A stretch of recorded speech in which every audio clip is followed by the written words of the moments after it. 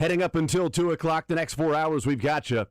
Coming up at 11 o'clock, a little before, a little after, we'll see. The Chiefs press conferences today, they are day number 2 of full training camp. Chiefs out there, weather holding off, fans allowed inside the facilities, and the practices going on right now. We'll hear from Steve Spagnuolo and Creed Humphrey and Tyquan Thornton and Jaden Hicks. Coming up in the 11 o'clock hour. At noon, we will talk with our man from KC Sports Network, KC Laboratory Podcast, Matt Lane.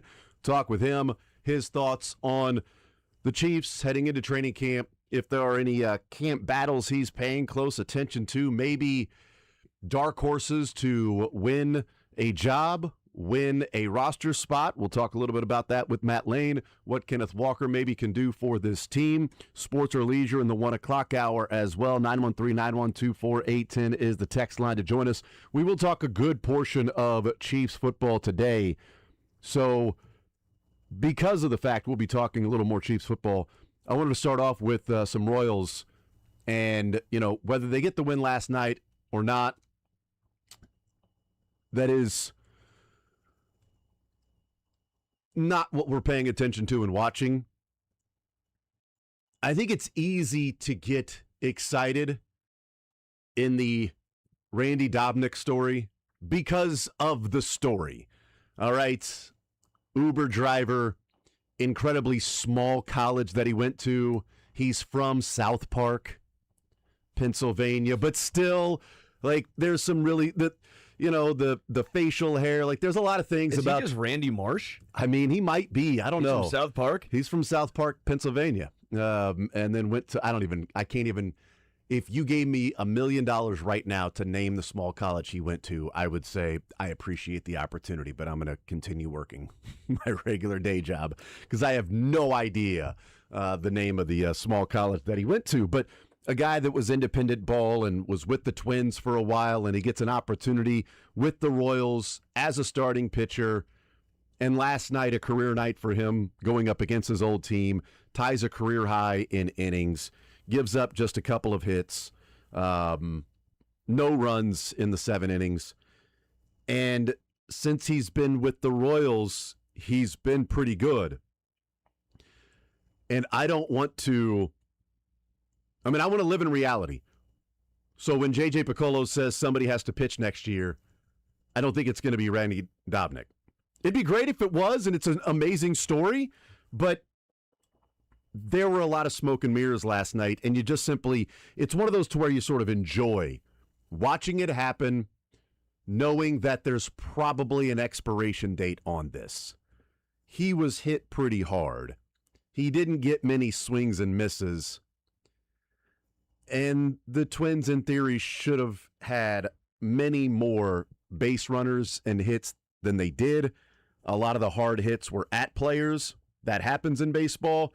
It's why we, look at some of the underlying numbers that you talk about, Sterling, when the exit velocity on some of these hits, the expected batting average for the Twins last night versus what they ended up batting. Those things happen in the variance of baseball. But over the course of the season, if you're not getting swings and misses, if you're getting hit hard, those things will start to fall and find grass. In the meantime, I'm going to enjoy it, but I'm not going to be foolishly thinking, maybe they found something here with Randy Dobnak. Typically, a guy will look like the back of his baseball card. I hope it turns out to be that, and he starts getting more swings and misses, and maybe the Royals will continue to tap into something else from him. It was pretty fascinating last night in the fact that his 2 fastest pitches of the game came in the 7th inning. Yeah. That was pretty interesting to see that. I think he was amped, personally. Well, it's a good point, yeah. I think it's one of those situations where it's your former team, it's your best start you've ever had in the major leagues. What was it, 1 or 2 outs away when he threw those 1 or 2 outs away from having the 7 innings? 7 innings and runs, yeah. I don't think he's ever thrown that many pitches in a game either. I don't think he ever eclipsed 100, and that was through I think it was a combination of things. Yeah. Clearly, if he had to go max effort, he can hit 95. Mm-hmm. But, I don't know what to make of him. It's really funny because Jack talked about this. Was this 2 weeks? Whenever you were gone, was it a week and a half ago, 2 Might weeks? have been last Wednesday. Or no, because you were gone that. So it would have been a couple weeks ago since you were in and I was gone. I said, Jack, give me a name down the stretch, not the Carter or Cags. Like, give me an under the radar name that you're watching going forward for the Royals. He goes, Randy Dobnak. Interesting. And I was like, why Randy? He's just like, I think there's something there. I think it's a good story. I think that there's he could be a guy to watch. He nailed it. I give Jack so much. I mean, I would not have had him anywhere on my radar. I thought he'd be DFA'd by now before he would have had a 1.04 ERA. I don't know what to make of him. I don't know if this is a guy that you're not counting on him to be a starter next year. But I clearly think he should be in the running for the fifth starter spot next year. If he's got a couple more months left. Yeah. To show that this is I'm not saying something he's tapped into, or if this is it's just an example we go back to, and it's not because again, I talk about it with Les Norman. Look, you made it to the big leagues. You're one of the greatest baseball players that ever lived. Because you think of everybody that's ever tried to play baseball in their life, in the history of baseball, and how many don't get a chance in the big leagues. But Sean Sedlicek was a guy that wasn't necessarily heralded, and then he came up and looked awesome for a number of starts. And then, unfortunately, it fell apart there. He'll always be a guy that pitched in the big leagues and had some phenomenal starts, and will have that because, again, you're talking about out of all the people that ever tried to play baseball in their life, I'm not talking about just all the people that made professional baseball, but anybody that tried to play baseball, you're one of the best that ever lived because you made the major leagues in baseball. But from that perspective, right? Yeah. I don't know if this is another story where we go, well, it was kind of that burst onto the scene. It was pretty awesome. Then they got the book on him, and his stuff wasn't natural enough for him to live off that, and he was living off some fortune for a while, and it just ends up being an awesome story, and he gets to ride this wave for however long it is and continue to experience, his dream, and looking back in the struggle that it took for him to get to this spot from Alderson Brodius University. That's a fake name. I've smoked weed with Alderson Brody. Hopkins and Sloan Kettering. But you look at, again, sustainable of a 1.04, Zach Greinke in 2009 ERA. No, we're not. We don't expect Many that. people are wondering if this is the next Zach Greinke. Yeah, no, that's absurd. Can he be a 3.5 guy? Can he be a 4 ERA guy? You know what I'm saying? Like, if that's what you're looking for in your fourth or fifth starter, can you get a guy who, basically what Seth Lugo's done this year is kind of what you're looking at? I think the answer is up in the air. I'm not going to say yes because that seems too egregious so early. But he gets a ton of ground balls. Ton of ground balls. And his movement on his sinker is well above average. His vertical drop is 5.5 inches above average, above the Major League Baseball average. That's huge. Yeah. I mean, his changeup gets great break on it. His sweeper gets great break on it. His four-seam fastball's bad. It's bad. But he doesn't throw it much. He throws a sinker. I'm not saying that he's going to have this ERA. But can he do a little, maybe what Seth Lugo has been this year? That 4.2 ERA. Mm-hmm. Which it just helped by 3 really, really bad outings. And he'll have that too. I mean, I think Randy Dobnak will have that too because of the lack of elite velocity and swing and miss. And if you don't have your sinker with the movement that day, it's going to be a struggle for him. But you're also talking about a guy who would do that on a $1 for $3 million contract. Yeah. Right? You take that. I again, maybe I'm too excited right now, but I'm trying to be realistic, saying it might be a next year as a fourth or fifth starter, but I think he at least has earned that opportunity at this point. Through the last 3 starts, and I think he's earned the opportunity to get another start. And if he continues, then he'll 5 games. He was an opener. Was not an opener. He was a middle relief. He came in for like 3 innings, and then came in the second inning or something like that. Maybe an opener for him. Yeah. And so we'll see. I think he's earned another opportunity to get a start. And the next go around, if he does well, earn another opportunity to get a start. and just continue on that path. And if it starts to go sideways, then, okay, well, you move on from him, and he's helping you out along the way. If it continues, then you just keep going for however long it continues. But speaking of an opener, I'm oddly excited for a Noah Cameron start today. Not that he's going to have another opener like they did in Detroit. He is starting today. Yeah. They aren't going to go with an opener. But I'm hoping, I can't imagine they would switch it up, but I'm hoping they will piggyback off his last start and continue to allow him to call his own game. Yeah. First time he did it with the Royals was in that game in Detroit. Maybe it was the opener. Maybe it was because he was calling his own game. Salvi was behind the plate, so it wasn't as if like, well, Salvi doesn't know what he's doing. But Salvi was behind the plate, and Noah Cameron decided to call his own, was part of it, wanted to call his own game. Waka does that. Lugo does that. Royals pitching coaches, Sweeney agreed. Salvi agreed to let him call his own game. Looked pretty darn good.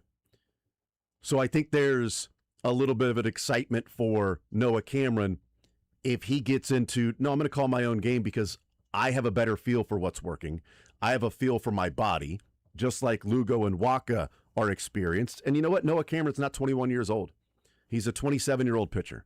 Right? He's not Green where it's just follow the catcher, dude. Yeah. He'll tell you what to pitch. You throw what he tell. What you hear in your ear is what you throw. All right? No, this is Noah Cameron, pressing his own buttons. And I hope he does it today because maybe there's something to that. Maybe there's something to Noah Cameron, who's more of a field pitcher. Lugo's more of a field pitcher. Waka's more of a field pitcher. So which pitch that night do you have a better feel for? Well, against Detroit, it was the cutter. It wasn't his typical fastball. He was throwing a lot of cutters. He switched that up. And so maybe it was that game. It was like, no, I need to keep going with this. This is what I feel good about, and I feel good in certain situations. I'll call it. We'll see if that has any impact, if there's correlation causation. Because if he goes out today and gets hit around, you're like, that sucks. He called his own game and it didn't look as good. Well, you have two variables. Then you would say maybe he needs an opener. An opener, yeah. Which is funny because his best inning is the first time through, and it was weird how they did that. I would have liked to see only one variable. That's what I like today, because you can try and get a base case. Now, also, it's funny when you're saying, well, okay, where's the variable? And you're only giving him one start in said situation. But you're right. He should call his game. That was a big takeaway that I had as well. Yeah. The more use in the cutter. And again, if you're a pitcher, you know what's working for you. Mm-hmm. This is not a knock on Carter Jensen because he'll get there eventually. But that's why I think Salvador Perez deserved more credit for what he did as a catcher, because a lot of the pitching staff always had a good ERA with him back there. Because you can talk all you want about framing, but the ability to call a game matters. The veteran ability to understand what is and what is not working for your guy, that just takes time. That just takes a lot of working with them and years and years in the major. Carter will get there eventually, but I do wonder if there's something to that. Yeah, you always wonder, like, do pitchers feel more comfortable with different catchers, and do different catchers have a better feel for particular pitcher and how to handle that pitcher? I was trying to see if I can find it. I'll look for it. We'll go to break, and on the other side, I do want to hear from Buster Olney and Jeff Passan, because we're getting closer to the trade deadline, and Buster Olney this morning weighing in on how next year is impacting the Royals this year, and then Jeff Passan with the latest on the disastrous game for the Tigers yesterday that probably put the nail in the Skubal continuing to be a Detroit Tiger coffin, or put the nail in the he's going to be traded coffin. I'm not sure whichever way you want to describe that. There's a coffin somewhere. Yes. A 7-0 lead results in a loss in extra innings with Skubal on the mound.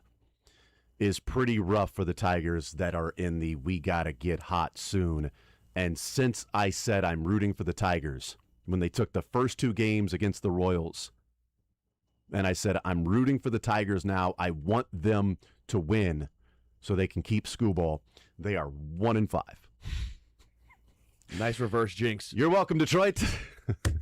You're welcome. We'll take a timeout. We'll come back. We'll hear about that. And we'll get into some of the things with the Kansas City Chiefs. Cyrus Allen looking good yesterday. How much does that matter? How much do we take into account in training camp, the first practice? And Khalil Benson getting run with the ones today. First 11 on 11 starters, Khalil Benson, right tackle. I got some thoughts onto why he's in that spot. And it may not be well, there you go. I mean, they are that high on Khalil Benson that he's getting run right now with the ones. I'll get into that as what I think is behind that more than, Jalen Moore's in trouble, or maybe it's Jalen Moore and Khalil Benson and not Jalen Moore and Esapole. We'll talk about that as well. Matt Lane coming up at noon. Sports or Leisure, 1 o'clock. Coming up around 11 o'clock, Chiefs press conferences. We'll hear from Spags. The Horn Blue. Creed, Taekwon, Jaden Hicks, all still to come. More Zone next.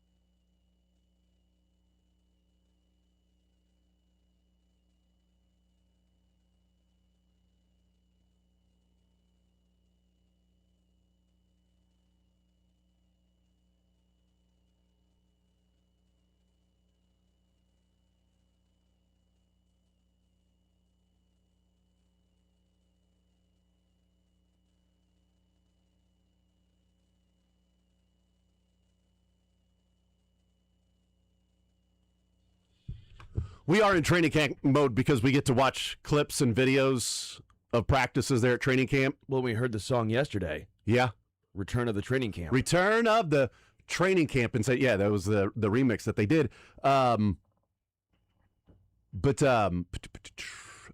Video there of, did you see the Mahomes planting on his left foot, running the option with Kenneth Walker? They're going to run the option this year. Option football. Andy Reid was right. He said, we're going to hand the ball off. We're going to run on every down. It's now going to be Mahomes handing it off or triple option. They won't see it coming. No way they're going to be prepared for the option. Navy football, baby. Was it Navy or is it Navy? Does that? Navy, yeah, Navy. You ever have tweets or whatever that? Speaking of, it just popped in my head, like tweets or something. You're like, man, that should have got more play. Then there's a random tweet that blows up. You're like, what is that? One of the tweets that I always thought should have got more play, and I'm still annoyed about it. It was the Army-Navy game like 4 years ago when there was like one pass attempt the entire game. It would just run. And I took a picture of the box score of the pass attempts, and I said, these colors don't pass.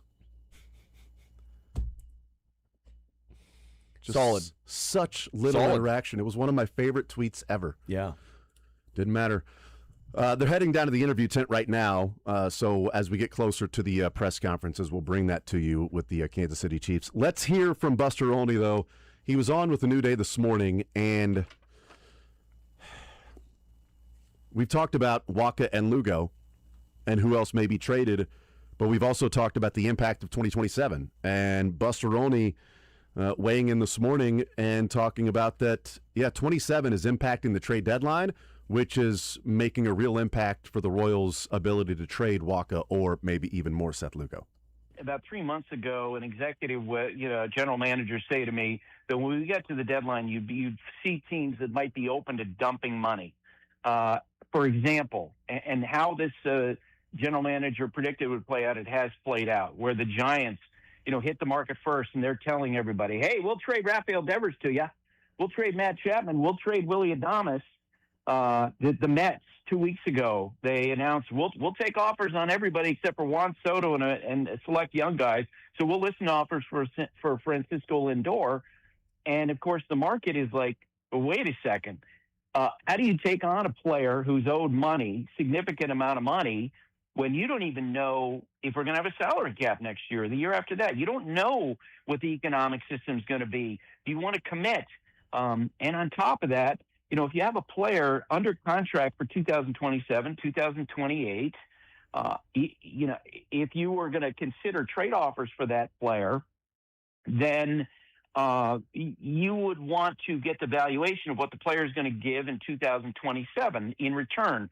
Or on the other side, you'd have to pay for that. Well, how do you place a value on that when you don't even know how much of next season's going to be lost? And here's the other part of that. Is that, in every group, every position, there are, certain number of players available in a trade market. And it just so happens that this year, getting a starting pitcher is not going to be hard.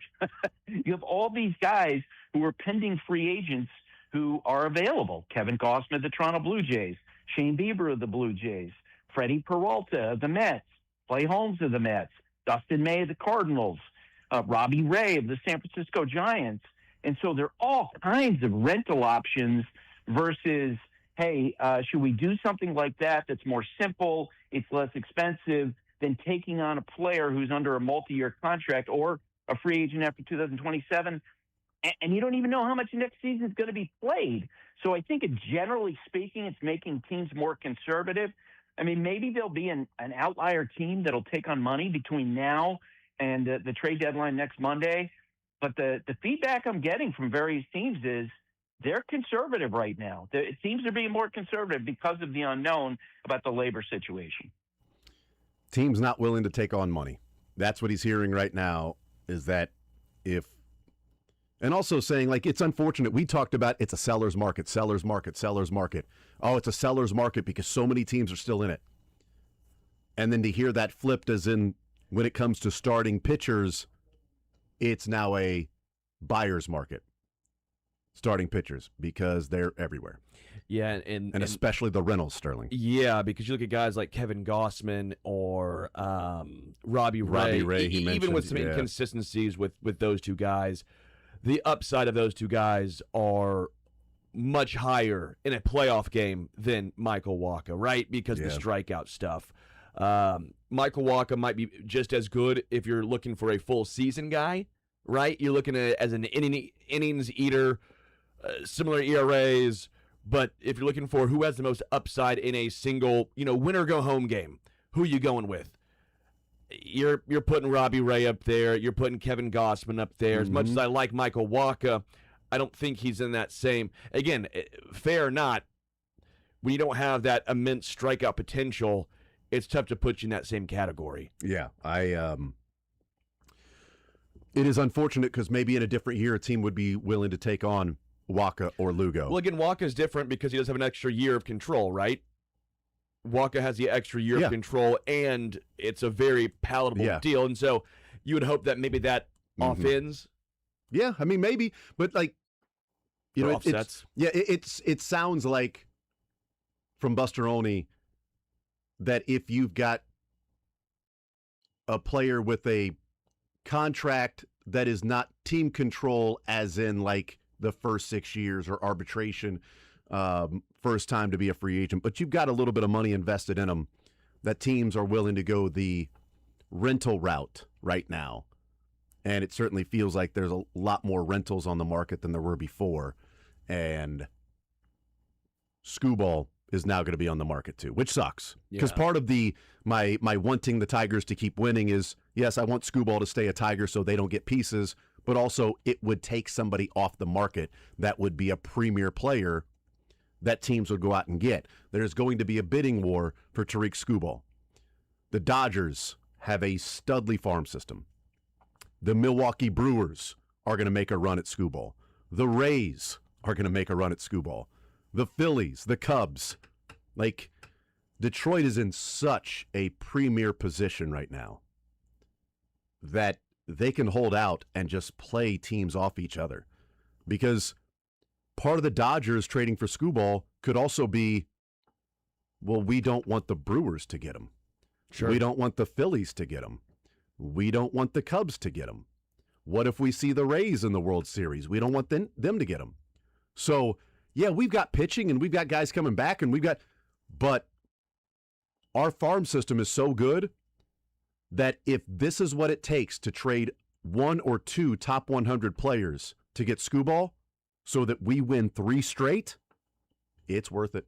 It's worth it to go down as a team that won 3 consecutive World Series if you don't have somebody that's going to help you in 28 or 29 because Skubal came in and helped you win a World Series in 26. Well, and then not only do you have Skubal, I think Freddie Peralta will get traded as well, who's had a really rough season for the Mets, but who hasn't for the Mets.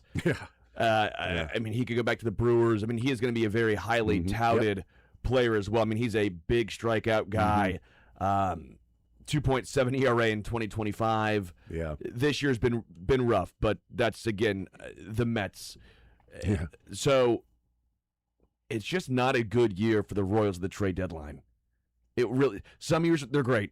I think Lane Thomas, I take that back. You know what? Lane Thomas, this is probably the year to have Lane Thomas for a trade, right? Yeah. When it comes to a Michael Wacha or a Seth Lugo, this was not the year for the trade to really transpire. Yeah, it's unfortunate. And we thought it was going to be one of those to where it was a real seller's market. And that hasn't necessarily been the case. And unfortunately, yesterday was the end of Tarik Skubal in Detroit. That was his last start. They're not going to have him go out there and start again, even if he would have been scheduled. That was the last scheduled start. So, yeah, he's not going. That was his last start in a Tiger uniform. He got a standing ovation. Yeah. You know, I mean, and they appreciate that, and it sucks. The Dodgers are already so stacked. I'd love to see him stay a Tiger, but I think I'm rooting for the Brewers to land him because I think that's a cooler story to think Skubal and Mizorowski, like a 1-2 to really give the Dodgers a run for their money. Well, and think about it in the end, as opposed to the Dodgers getting Skubal. Like, are you serious? It feels very CC Sabathia That's a good call. when he went to the Brewers. Was That's that right. 08 or 09? Karsten Charles, yeah. Yeah. Yeah, I like that. That's a good one. He went there. Yeah, they rode CC Sabathia. That was still one of the most that was one of the all-time greatest second half performances of a pitcher of Yeah, dude. I feel like right. every start with like averaging 8 innings a game. Dude, that was unbelievable. 3 days rest, just going out there. You want to talk about a trade that was worth it Yeah. for them. I mean, he was really, really good in that run with the Brewers. And so maybe that would be Skubal and you pair him up with Mizorowski. That's a 1-2 punch that, you know what, you give the Dodgers a run for their money. But that's also maybe why the Dodgers could be willing to pay a little bit more to keep that from happening. And now you've got Skubal on your team instead of facing him with him and Mizorowski. If both those guys could pitch twice in a 7-game series, well, now you got a chance of winning 4 games right there. Just real quick on CC Sabathia. He was traded at the deadline, had 17 starts after the deadline, 7 complete games, Jeez. 3 complete game shutouts. He threw 130 innings. He threw 252 innings that year, 253 innings that year, 1.65 ERA for the Brewers. He had a 4.9 WAR in in 17 starts. I mean, that is legitimately one of the all-time historical anomalies. It was like when Hanley Ramirez also was traded to the Dodgers from the Marlins, and he had that second half. Yeah. Like, it's funny how you remember, for me at least, you remember some of those, but that's the one that stands out, dude. 130 innings, 17 starts in the trade deadline. After the trade deadline. So that's and 7 complete games? 7, yeah. You know who led the league in complete games last year? I bet someone had like 3, maybe 2. Fran Valdez, Tanner Bybee, and Nick Lodolo all tied with 2 Yeah.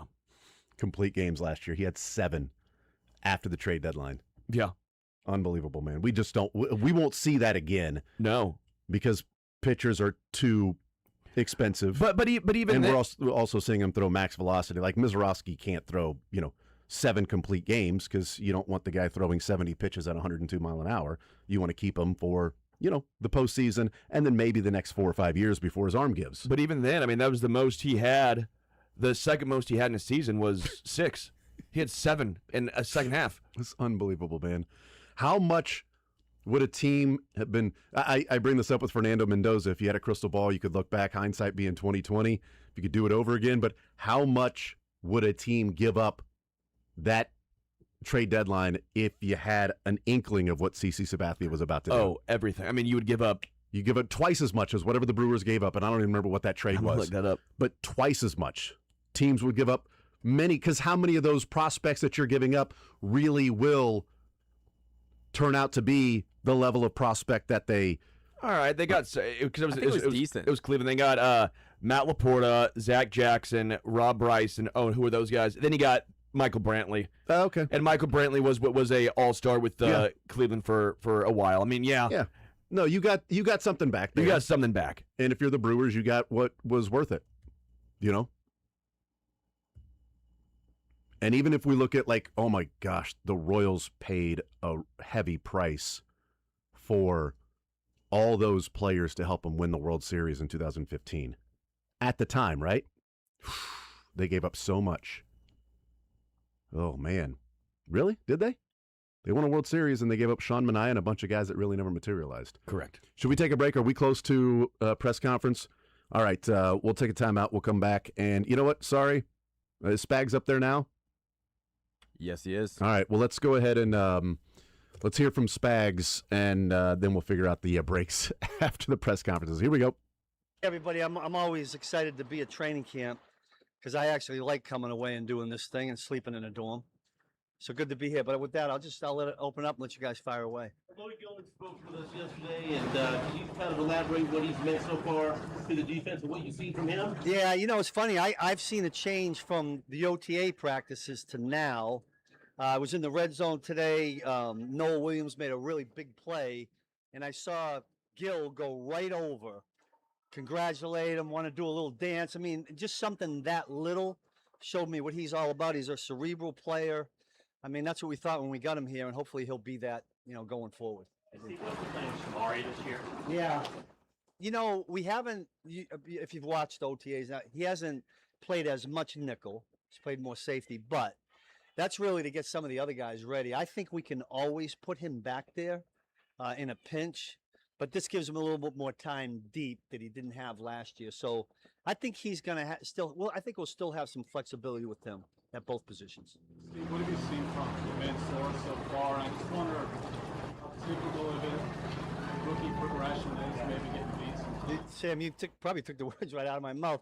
Listen, with all these rookies, it's a process, right? He's going through, let's call it stage 3. First he did rookie mini camp where he was just around rookies. Then the vets came in for some OTAs, but it's pajama football, right? And now we're about to get into training camp where it gets real. I've seen him kind of progress. I mean, he early on in the rookie training camp here, he needed a little bit of time to get his legs underneath him. He had the shoulder deal, so I'm sure he wasn't able to do as much as he would normally do in the off season. So, but I like the way he's interacting with the guys. Another guy, Ashton July, we saw playing a little bit, maybe on the line. We're experimenting with a bunch of things. We'll do that with him, Coop, some of the D. Unfortunately, we know Ethan Downs got hurt, but he was another guy.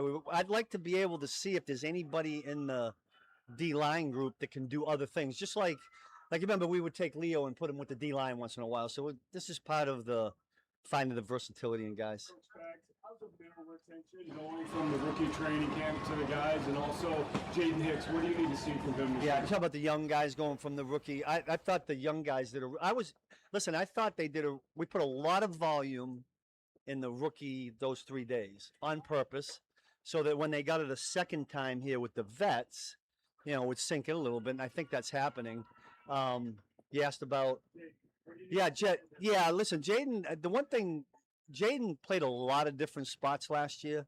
I told him back in the OTAs, I'd like to find one that he can just hone in on and master that while we experiment with some of the other guys.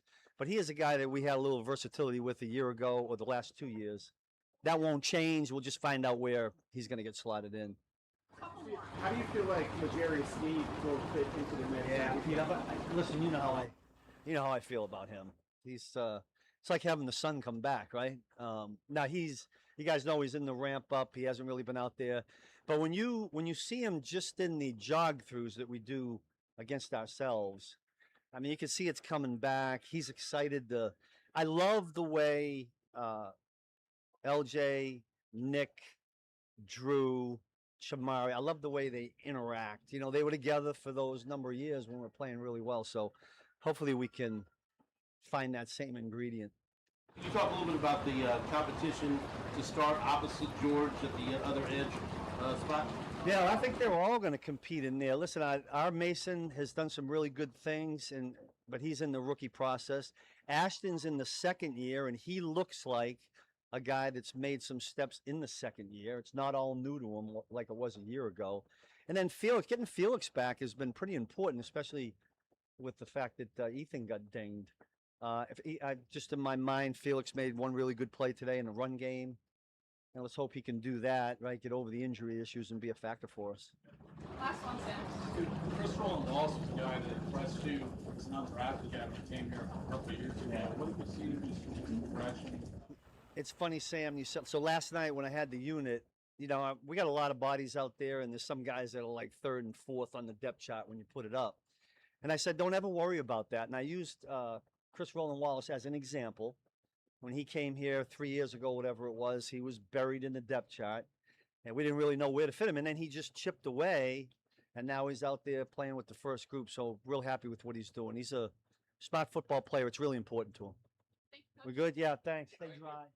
All right, there's Steve Spagnuolo. You can hear the rain in the background. It started really coming down, so they ended practice just a little bit earlier today, did the Kansas City Chiefs. We'll still hear from Creed Humphrey and then Tyquan Thornton and Jaden Hicks. Spags was asked about Jaden Hicks there, about what he's been seeing from him and what he may do. The FAU Ethan Downs combo was interesting, too, because that made it seem like Ethan Downs was ahead of FAU on the depth chart. Yeah, and then, talk about doing some different things. Creed? All right, here's Creed. The addition of Walker, it looks like there's going to be more of a commitment to the run game. How happy does that make you as an interior offensive lineman? Yeah, really excited. Really excited about K9. He's a dynamic player, freak athlete, great with his reads, everything like that. So we're really excited to get him in there and start working with him. How do you look at Creed to get the spring game to be back to being a more dynamic part of the offense and getting that rhythm with him? Yeah, I think it's just focusing on the details in practice, locking down exactly what we need to do, exactly what we're trying to accomplish with each screen, and really just get the reps with the backs, the new backs, and everybody just to get that cohesion. Based on the offensive scheme the last few years, if you guys aren't under center a ton, as a lineman, do you feel like you need more reps in training camp to make that a bigger part of the offense? Would you like to have that be a feature with these next few weeks? Yeah, under center stuff's fun. So when we get the chance to do it, I have a lot of fun with it. We're excited about what we're doing right now, and we're excited about where this offense is headed. Khalil Benson got the opportunity today. I guess, what have you learned about him on the field? Yeah, really hard worker. He's a very hard worker. You can tell it's important to him. So he shows up every meeting, every walkthrough, every lift, everything with the right mindset, and really strong player. Just from a physical standpoint, his punching power, things like that. I mean, he's really strong and really technical too. So we're excited about him. On the other side too, it looks like Josh is gaining strength. Have you noticed that? What have you noticed from Josh? Yeah, just Josh's potential is through the roof, man. If he keeps working the way he is, he's going to be a very talented player in this league. So really excited about him. I know you guys haven't been in pads yet. So what stands out about Peter Woods? Yeah, just how dynamic he is. He can beat you in a lot of ways. He can bull rush you, do power moves. He can work hands, finesse moves, all those things. So really excited about the addition of him. And a guy like him learning under Chris, I think, is huge for him. So he's got a ton of talent and a ton of potential. I'm excited to see what he does this season. Good. How does that feel about dealing with the rain? You consider yourself a mudder? Do you have an advantage out in the rain? No, yeah, I love the rain. It cools me off, so we like it out here. But yeah, as long as it's cool, I like it. How much can you learn? We always talk to you guys about when you put the pads on. What can you learn about an offensive line without the pads on? Yeah, I think communication's a big thing right now. Being able to communicate with each other pre-snap, post-snap, all those things. And so far, the guys have been doing a great job with it, and I feel like it's gotten better with each day so far. And just the work ethic and individual drills, all those things. It's in the right direction. Thanks, Greg. Yep. All right, there's Creed Humphrey, and as Steven said, maybe he's a mutter. His mother was a mutter. His mother was a mutter? Well, his father was a mutter. Father was a mutter, his mother was a mutter. It's an old. Yeah, bit. it's I know. Horse racing thing. Yes, but a lot of rain. Here is Jaden Hicks. Hey, Jaden, what's your mindset going into this third year? Definitely improving every day, each and every day, getting the guys on the same page and just building a bond where no matter what goes throughout the season, that we're together and we're in it for one goal. And as you evaluated last year for yourself individually, what was there was definitely things to improve on, but I felt like it was a stepping stone, a learning stone for me, definitely in a new role, but, definitely things to build on. Those things, I'll just say communication and just getting guys on the same page. From Brian Cook during his time here as a mentor too. Yeah, he was a vocal guy. He was getting guys on the, on the right page. He was doing all the right things. So, Jaden, how much more comfortable do you feel in Spags' offense, this being your third year, with the mental retention and just trying to find your niche in that offense? Yeah, it's definitely more laid back now. I got the swing of things, and it's a great feeling. And we got a bunch of new guys in the room, so it's fun helping everybody around. What advice do you give to the rookies that are going through that, or even the second-year guys that are going through what you went through, trying to retain all that? Yeah, just stick to it, stay in the playbook. But, there's going to be tough days out there and tough days ahead. So, just take it as a learning lesson, keep going forward, and we're all here to help. So we're all on the same page. And battling with Shamari here, big opportunity for you this year to get your name out there and show what you can do? Yeah, definitely. There's opportunity ahead. I'm ready to attack it, and I can't wait for the season and what it holds. Good. Yep, thank you. All right, there's Jaden Hicks. We'll hear from Tyquan Thornton in just a little bit, but they may be going a little bit quicker with the rain coming down and maybe wanting to get some guys out of there and back up. And here's Tyquan Thornton. What made Kansas City attractive in coming back and doing it again? I'll say just the history of the organization, man. They play a lot of clean football here, man. Play at the highest level, and obviously Patrick Mahomes and working with Andy Reid and the coaching staff, one of the best coaching staffs in the league. So why not Kansas City? That Juju and Hollywood moving on does for you in terms of opportunity. Just seeing how them guys paved the way, man. As far as leadership in the room, I mean, I feel like I'm the oldest guy. I think I am the oldest guy. Not age-wise, but like as far as playing in the league in our room. So I just want to take over that leadership role with the young guys and just lead it in the right way. Is it surprising, Tyquan, so far about getting to know Chad and what he wants from you guys? Yeah, during the draft process, I had a chance to meet with Chad when he was with the Browns. So and he coached at New England Patriots in the past. So I mean, we see the same way. So great to have him in the room. He's a great coach, man. Very hands-on, and I see our room. We definitely getting better each and every day. What stands out about his personality? Personality? Man, great guy, man. We always joking around, man, especially on the field, man. I mean, he brings new drills to us every day, and then I can see us just taking that step forward. You were really productive the first month of the season last year. How confident are you now with these reps and the opportunity that you can do that for the whole season? Man, I'm very confident, but it's also a process, man. Coming out here is just day 2, man. Just coming out here, man, working with the rest of the offense and just putting our feet together, and just working. What are your early impressions of Cyrus Allen and what he's been able to do this first 2 days? Man, he's eager to learn, man, and his route running is he's elusive, very good at the catch point, and I'm excited to see what he do.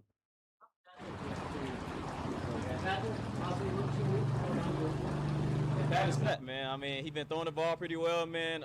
Today he had like a nice little fadeaway pass and a deep ball to Xavier Worthy, man. Pass looking good. All right, thank you. Yep. Thank y'all. All right, there's Tyquan Thornton. Added one at the podium is going to be Clark Hunt. So we'll hear from Clark Hunt, we think, pretty quickly. In fact, here is Clark Hunt. Good morning. It's great to see everyone. We're excited to be back at Missouri Western. This is our 16th time out of the last 17 years. I appreciate the fans who came out today and weathered the storm to watch practice. Before I say any more, I want to say a few words about Coach Bieniemy and just how much we're thinking about him and his family, wishing his wife a very speedy recovery. And, when he's back, we'll be delighted to have him back, but we're glad that he's taking the time that he needs with his family right now. We've had a very busy off season. The World Cup was at the top of that list, and I just couldn't be prouder of the job that Kansas City did in hosting the World Cup. I thought it was outstanding on every level. We've also announced the architects for our new stadium, Manica, as well as the training facility, Populous. We're delighted to be working with such outstanding firms, 2 Kansas City-based firms, on those projects.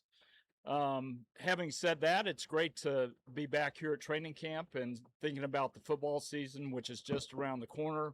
It was fun to see practice this morning and see Patrick moving around and throwing the ball as well as he did. With that, I'll open it up. What was your favorite part about the World Cup, and what did you see, Kansas City on the biggest stage? What was, the best part that you saw and experienced yourself?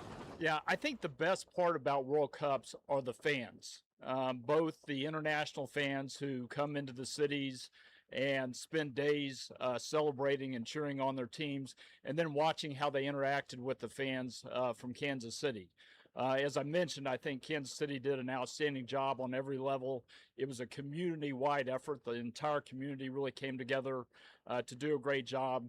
And as I traveled around the country during the World Cup, I frequently heard how great a job Kansas City was doing, which obviously should make us all feel very proud. How many different cities did you go to games in? I think 4. Sorry, 5. I went 5, and I did go to the final. Yeah. Well, World Cup finals are special. I've attended 13 of the last 14 World Cups, and I haven't been to all those finals. So when you get a chance to go to the final, it's special. You know, tremendous matchup between Spain, which was obviously an outstanding team, and Argentina, led by Messi. Spain obviously prevailed. They were an amazing team throughout the tournament. My family and I were sitting in a section with a bunch of Argentinian fans, so we learned some new chants. In regards to the new stadium renderings, once you took a look at those, how close is that to what you envisioned when you began this process and as you've gone through the process? Yeah. So the conceptual design phase is always fascinating, and we looked at lots of different design concepts from both design firms throughout that process. And I can't really say that I had something in the back of my mind going into it. But we're delighted with where we've ended up. We think it does a great job of recognizing the franchise's past and Arrowhead while combining it with a stadium that's modern, innovative, bold, and something that'll last for decades. You and your family have always been so forward about how much you love Arrowhead, I guess. How do you feel like you and the family are going to reconcile the next few years as you're maybe saying goodbye to one, but excited for that to continue? Yeah, well, I mentioned this back in December. You know, leaving Arrowhead's not a small decision, and we're going to really cherish these 5 years. You know, it's a special place, and always will have a special place in our heart, and we're going to appreciate every moment in the building. But at the same time, we're equally excited about the new building because we think it's going to be special, and it'll be a place that our fans over time will really come to love. A lot of the new stadiums are smaller. You announced 70,000 plus. Why was that important? Yeah, and you know that's a debate we've had internally. Definitely, the trend with new stadiums is to go much smaller. I've always been proud of the capacity of Arrowhead. I think it's one of the things that sets it apart. It's an asset when you get to host AFC Championship games or you get to host World Cup games. So keeping that capacity in the 70,000 level was important to me. We wanted to make sure that we could do that. Mark just mentioned about your guys' pursuit of the future Super Bowl. Just how much of the design and the renderings that we've seen is with that in mind, is getting that Super Bowl and having that be a part of it? Yeah. Yeah, as we've gone through the design process, obviously, most importantly, we want to design something that's great for Chiefs football and the Chiefs kingdom. But in the back of our mind on every decision is, okay, how would this facility work for a Super Bowl? How would this facility work for a Final Four? How would this facility work for a future World Cup? We're thinking about all that and trying to incorporate as many features and as much space as you would need to have those type of events. Can you give your initial reaction to the idea of a translucent roof, and what was it like when you actually saw it visually? Yeah. So pretty early in the decision process, we decided to go with a fixed roof. And that was for several reasons. First of all, I've been in many retractable roof stadiums, and the roof is never retracted. And if you ask the operators, they'll tell you that they maybe retract the roof for 1 or 2 games during the season. And what I've noticed about those facilities is when they have the roof open, you're not seeing much sky, right? The open part of the roof ends up being very small. Part of the experience of coming to a Chiefs game is enjoying the flyovers that we're so blessed to have with Whiteman Air Force Base so close. And so we wanted to design something that would give our fans the best opportunity to see those flyovers. It's part of the reason why we have glass in both end zones. So our fans can see the planes on approach and after they've flown over. And then we wanted the translucent roof where they would be able to see the flyover as it goes past. So that's how we ended up with that design. Mark, have you guys made a decision about PSLs? Like, where is that coming? Yeah, we've not made a decision on that. We're still in the study phase on that. That'll be something that we'll get to next year. I also talked about the importance of seeing design for the parking lots. How important is that to you? Yeah. So there were 2 things that we knew had to be part of the new facility. One was we had to have a stadium that was as louder than Arrowhead, and we believe that we've achieved that with this design. I think you maybe heard David Manica talk about hiring acoustical engineers to make sure that the stadium is really, really loud on game day. And then the second thing is we wanted to make sure the tailgating experience is as good or better than we have right now. And we think we're going to be able to achieve that. We have a very large piece of real estate that we're working with, and we think our fans are going to be really excited about the tailgate experience. It's going to be special. You always provide such good insight on Andy and how he's feeling. I guess what signs maybe inside the building tell you that last year's more of a blip than it becomes something like it? Yeah, well, obviously last year was disappointing for all of us, but sometimes that happens. Sometimes injuries happen, and you've got to be able to bounce back. We had a year early in Andy's tenure where we didn't make the playoffs, and it was disappointing. And there was a lot of concern at the end of that season, and some questions about whether Andy should continue to be the coach of the Chiefs. And fortunately, we made that decision that we thought he had a bright future, and he certainly lived up to that. I just think Andy's a special coach. He's a Hall of Fame coach. He has an incredible staff. Got to hear from Spags today, who's one of the best in the business. And I'm very optimistic that the team's going to bounce back. But there's a lot that goes into it. It starts here at training camp. It's about getting better every day. You can't think about what happened last year, and you can't look ahead. You've got to be focused on winning the day. That was part of my message to the team last night. Is we've got to focus on the present. The vision for the new practice facility mirror what they have in Frisco and the Star down in Texas? But also, how important is it to be able to deliver a fan experience for that practice facility if you have training camp there similar to what you guys were able to offer up here? Yeah, so we've looked at a lot of teams' practice facilities as we've thought about the future design of our new practice facility. And there certainly will be some similarities to what the Cowboys have at the Star or what the Vikings have. Those are two that we've looked at closely. Obviously, every situation is a little bit different based on geography and location of the facility. We think we do have an opportunity to have a mixed-use development around the new practice facility, which would be similar to both the Vikings and the Cowboys. We will design the practice facility so that we're able to host training camp. Having the right amount of space, having parking lots, those are the kind of things you have to think about. Ultimately, the decision on where we have training camp is going to be up to the head coach of the team. I certainly hope it's still Andy at that point, but if it's a new coach, the new coach will have a big say in that as well. Mark, you've done this before in the past, and I know Brett has always said, hey, I'm looking to add competition. I want to bring in guys, throughout the course of the season. I think you guys have about $4 million left in cap space. Just what are the conversations like in the past about maybe creating more cap space to add players in training camp or right before the season, and have those discussions sort of already begun?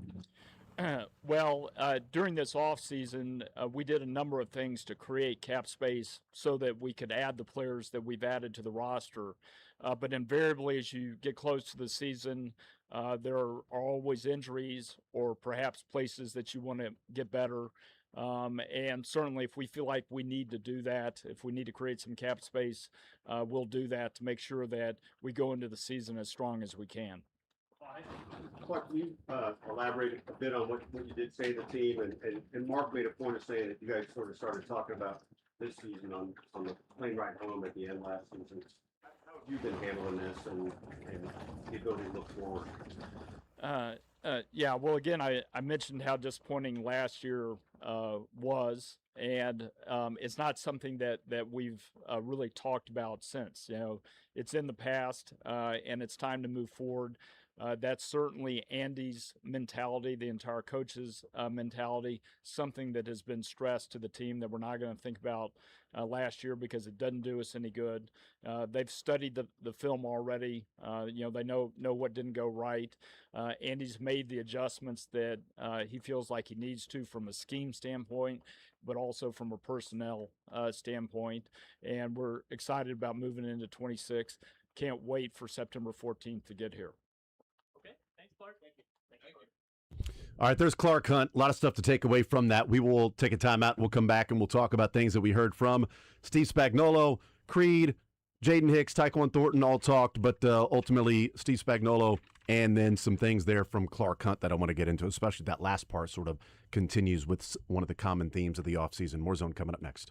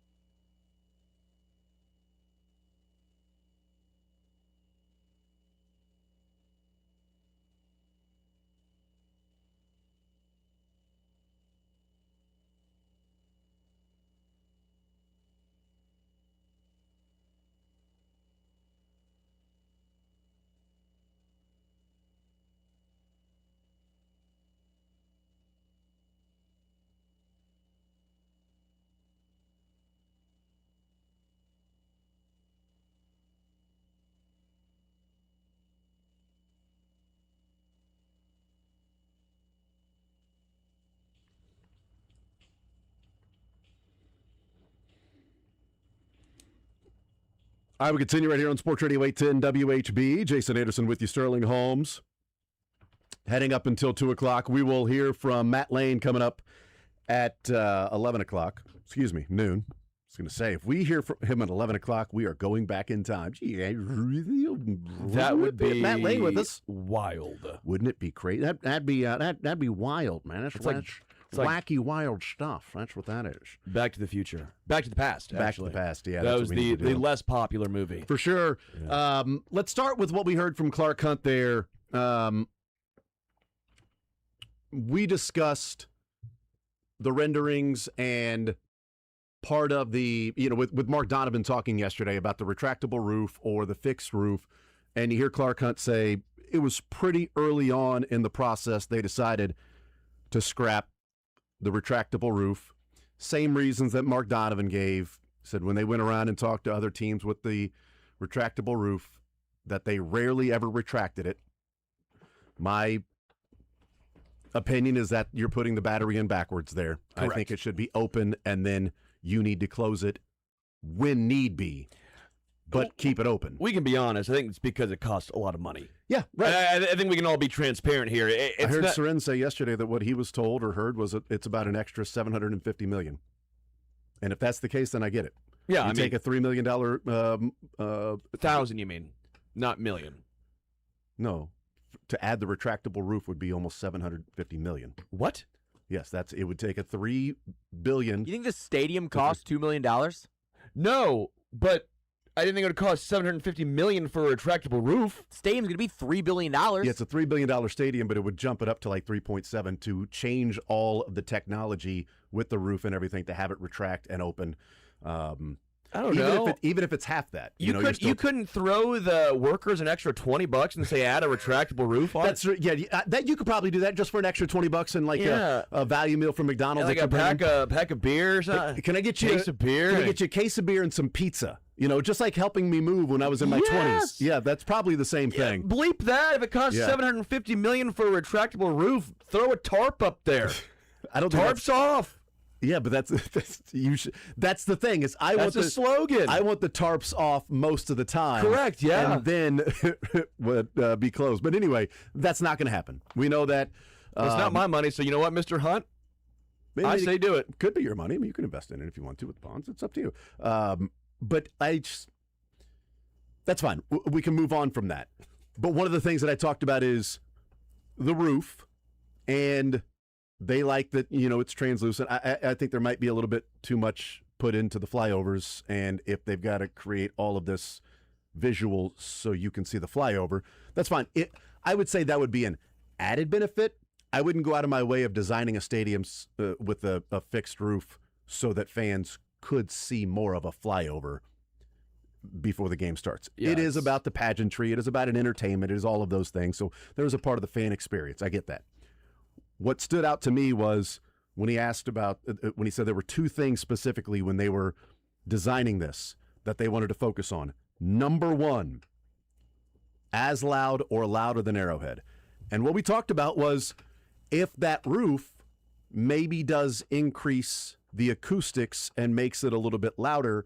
And I didn't realize, as he said, though, that Manic, who's won the bid to design and build the stadium, went out and hired acoustic engineers to find the best way to maximize and maybe even amplify the noise that's already in there from the 70,000 fans, whereas other stadiums are going less capacity.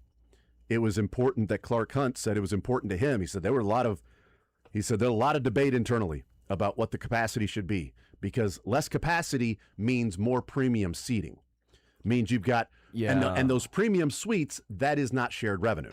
And so they're not yelling. Let's be real. Right, but it's not shared revenue. Yeah. It's money that stays with the team and stays with the owner, and you would hope then would be put back into the team. And we say, well, Clark Hunt doesn't spend a lot of money. They are near the top when it comes to the cap, but not necessarily near the top when it comes to cash. Would that make it easier for them to do that? Maybe, but that's part of the luxury suites. That's not shared revenue. It's added revenue. But to your point, not typically people that are going to be out there and cheering and doing some of those things as loud as if you have fewer luxury suites and more just general seating. And that debate internally apparently was won by Clark Hunt, who said it was important to him to have 70,000 or more. Yeah. Because max capacity for him at Arrowhead, for World Cups, for other things was an important deal. And I like that. I'm always surprised that the new stadiums aren't larger. Mm-hmm. I don't know about you. Yeah. I am surprised that a lot of these newer ones feel like they're almost getting smaller, or at least you're right. The attendance, the footprint might be the same, but the fancy suites that we'll never see are extended. I think for me, why not try and go closer to college football and go like 100,000? Well, no, seriously, but why not? Well, I mean, am I dumb here? Am I if someone wants to educate me. I think a lot of it is increasing the demand around the product. No, but I get it. But if you have more seats, you're still going to end up with more.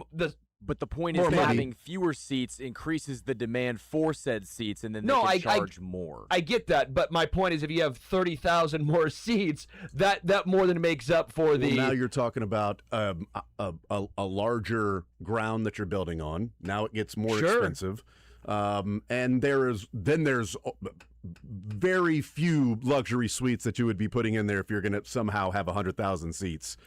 In there. Right, but and that's never going to happen. Go 6 and 11. Then but also, what's the point then when they're trying to still has luxury seats at 100 and some thousand? What are we doing here? Yes, they should just build the big house. Does college football? Or we lost all the designs. Just keep it closer to what Arrowhead is. I know. Like Arrowhead, but you want it to be louder? Yes. Then make it larger. Yeah. So you are calling out Manica and saying 100,000 or bust. Look, if you're going to design this stadium, I'll say 90,000. If you're going to design this stadium, then it better be 90,000 or more, or they need to find somebody else to design the stadium. Is what you're saying. Populous's bid 70,000. Manica's bid 70,000. Sterling's bid 100,000 minimum. Yeah, dude. Let's go. I'll charge less than those guys too. Guarantee it won't be done as well. Might not even get finished, but I'll. I feel like you just cost yourself the bid. No, but I'm an idea guy. That's right. But fact that why? Answer the question. Why? I mean, there's probably a lot of different reasons that go along with that. Are they scared they're not going to sell out? Because they're going to sell out. It's the damn Chiefs. Well, they're not going to sell out every single game. I mean, there was a lot of times where they didn't sell out. I mean, we can talk about the Chiefs having the sold out crowds, but I mean, the 2000 aughts to the early 2000 teens, it wasn't sold out. Sure. It wasn't sold out. 100,000 games last year that weren't exactly sold out. I was there. Yeah, right. So, I think it's fine where it is. And also adding the luxury suites is part of the stadium in which you would hope that the money is then put back into the team. You would hope that would be the case. But hiring the acoustic engineers, I think, is important. Seattle did that. The Seahawks went and figured out how you could maximize how loud the stadium can be in an outdoor stadium. How do you keep that noise on top of the field? And maybe it's a little bit easier to keep the noise on top of the field in a fixed roof. Maybe the glass adds to the acoustics because it doesn't kill the sound. It bounces off and stays in. Like we talked about with Michael figuring out his podcast studio and ripping down his ceiling because he thought... That was an expensive mistake for me. Imagine the retractable roof. Yes, I know. He thought for some reason he needed the sound on the roof also to be dead instead of just on... bounces everywhere. Have you thought about having a retractable podcast studio? He does now have a retractable roof. Yeah. He's got a today, by the way. retractable ceiling. Tarps off. Unfortunately, that ceiling has been fully retracted until it goes and gets fixed today. But that stood out to me. Is finding a way, and probably that was part of the bid. I would guess both Populous and Manica went out and found acoustic engineers to maximize the sound. So that's number one. And then tailgating be as good or better, which is a part of it. You have enough land, you can figure out how to have the tailgating part of it. Those were the two things that Clark Hunt said. He really focused a lot on. Well, in fairness, he needs to say that because that's what the fans are most worried about, I think. Yeah. But it's clear that it came through in that. Sure. Or at least the area around it should be clear that it came through on that. And I think if you say number one was loud or louder, as loud or louder than Arrowhead, that probably was a big part of the bidding process. How can you make sure that this is staying there? And he also, the Super Bowl part of it. I think they're going to get a Super Bowl. We talked about this yesterday with Mick Schaefer. I think they're going to get a Super Bowl. I think we'll get a Final Four here in Kansas City. And he said the design, first and foremost, important to what the fans, what they thought would then be best for everybody. But he said you also go in with the idea of how would it work to host a Super Bowl, to host a Final Four, to host World Cup games. And that was a big part of their thought process in designing this, was also for the longer term there. I do wonder if, because, they had to move the seats. They had to do some renovating to Arrowhead to widen that.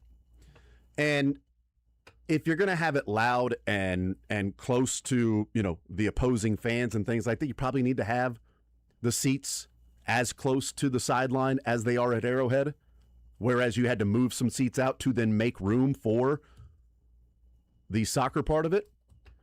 Could the design include the seats that would retract? So you have the seats that go up to, what would be, let's say close to the back of the end zone. But then if you have to, or if you're going to host a World Cup, instead of having to go in and break out the concrete and do that, that part just then retracts on its own to widen for a soccer pitch. If you're going to have if you got a blank canvas, then have that ability to the seats moving in and out to make way for having a wide enough, big enough surface area to host soccer matches. I've learned two things. What? 70,000 soccer fans is not enough. Retractable things are tight. Retractable things cost a lot of money. That's what I've learned from this conversation. Yeah. Because, if you can make it all retractable. Retractable seats that can expand to 100,000. See? There you go. I'm just saying, it can widen or shorten based on ticket demand for that game. It's like the do you know blackouts? Right. It's like the dynamic pricing. It's dynamic seating availability. Okay, hear me out. Yes, go. Hear me. You're an ideas man. I'm an idea guy. There should be a section for just the rowdy folk. And it's just like college football where they're just aluminum seats, aluminum benches. In that section, you also get your... that's going to be great. Well, I guess it's a fixed roof. Never mind. It's a fixed roof. There's aluminum seats like a college football game. Okay. The bathrooms, for that specific sections, they have troughs. They bring the troughs back. So no women allowed in this section. Women will get their own bathroom. Okay. I'm generous. With troughs? Why not? Actually, oddly enough, stalls. Oddly enough, we'll give them stalls. One giant trough with stall doors. But you can add so many more people. This is awful, Sterling. Such a terrible idea. What do you mean? Each stall has a trough. I wonder for them. I wonder how you got this job and you're not working for Populous. I'm shocked, quite frankly. No, but you or make any other.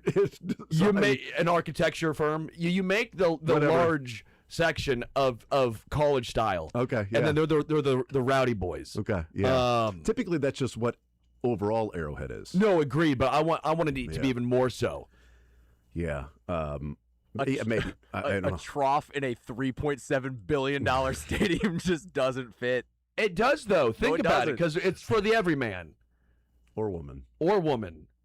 I don't get what people's obsession with not having troughs anymore are. We've gotten soft as a society. Where are we at as a society when you take away troughs? I think if you're going to spend $3 billion, the bathroom should be nice. No, throw down some ice and some of those urinal cakes. If I'm paying as much money as it's probably going to cost to get into the games, which is another issue, he said that they haven't decided on PSLs, that they're still studying it. They'll get into that next year. I'm sure. So what does that mean? Yes, exactly. So we haven't decided to announce we're having PSLs yet. Correct. We're trying to find a way to ease the We're still studying as to what the rollout would be as the soft open to see what the fans' reaction is before we then announce here are what the PSLs will look like. If I'm paying that much money, don't need a trough. I'd like the amenities if I'm going to go there. I'll get loud, and well, I'm not typically one that's screaming and yelling at games, but I would like everybody to get loud and do those then things. You couldn't be in my section. I'm not going to be in your section. Believe Believe me. Join me in my section. Believe me, this is not a loss for me to not be in your section. In fact, I would choose not to be in that section anyway. So you telling me that I'm not like allowed the to, bleachers you can't fire me because I Wrigley. quit. You can't fire me. I already quit. Imagine paying we broke up. $250. What are you, mental? No, but not my set. We broke up. I don't even have odd ticket, let alone mini tickets that would necessitate an entire section. Wayne's World. Great poll. Thank you. No, but hear me out. My section's cheaper than the other sections. How much? $20. Yeah, okay. You could do this exact idea at a bar across the street from the new Arrowhead. But no, it's like at Wrigley with the bleachers and things. Where this is for 81 I guarantee dates. you couldn't get into Wrigley Field for $20. Yeah, I think I could get into Wrigley Field for $20. I have no idea, honestly. Not in the bleachers. I went like 15 years ago. No, I went once. I don't know how much I paid. Subway in Chicago for $20? I don't know. I have no idea. Again, I went 20 years All ago. So I know don't remember. is my idea The is dynamic pricing has changed in the last 20 years or so. But no, you're not smart. You're not building a $3 billion stadium and charging $20 for one particular section. It's a fun section. Is that what it's called? The stew section. It's called the stew section. Sterling section. The Studebakers. It's yes. the studio. Oh, dude, you got tickets in the studio today? Yeah, dude. I'm pumped, man. I'm sitting in the studio. The trough is flying. Man, it's just. Yeah, I get Beers are cheaper in my section. You've got ideas, but I feel like you're the guy that gets kicked out of the meeting when you're bringing up these ideas. Like, oh, God, here's Sterling again. Here we go. So, guys, here's my idea. I'm a visionary. What? Once again attacked for presenting new ideas. I'm a visionary. There are no dumb ideas. Okay, there aren't any more dumb ideas now that Sterling is done talking. Anybody else have any ideas about how we can make this stadium better for the fan experience? Geniuses were not appreciated in their time. It's only once. So you're appreciated now? I don't feel appreciated right now. Well, I think these ideas are smart. I think we appreciate for what the reality is on what you're bringing to the table here. And my section is the only section that also doesn't have a roof covering it. We're going to be the only section that has. We're that way we get the elements. Okay. There's a cutout. It's the exact opposite of Pigpen in Peanuts. It's just clear over that just section. Clear. It's just clear. Everybody else has the sort of stench and roof following them. You just have it's all clear. It's all sunny. It's skies, the party section. or cold. So in that is that the only section that'll be affected by like -30 temperature? Correct. Yeah. Okay. Yeah. Everything else is it's the old school.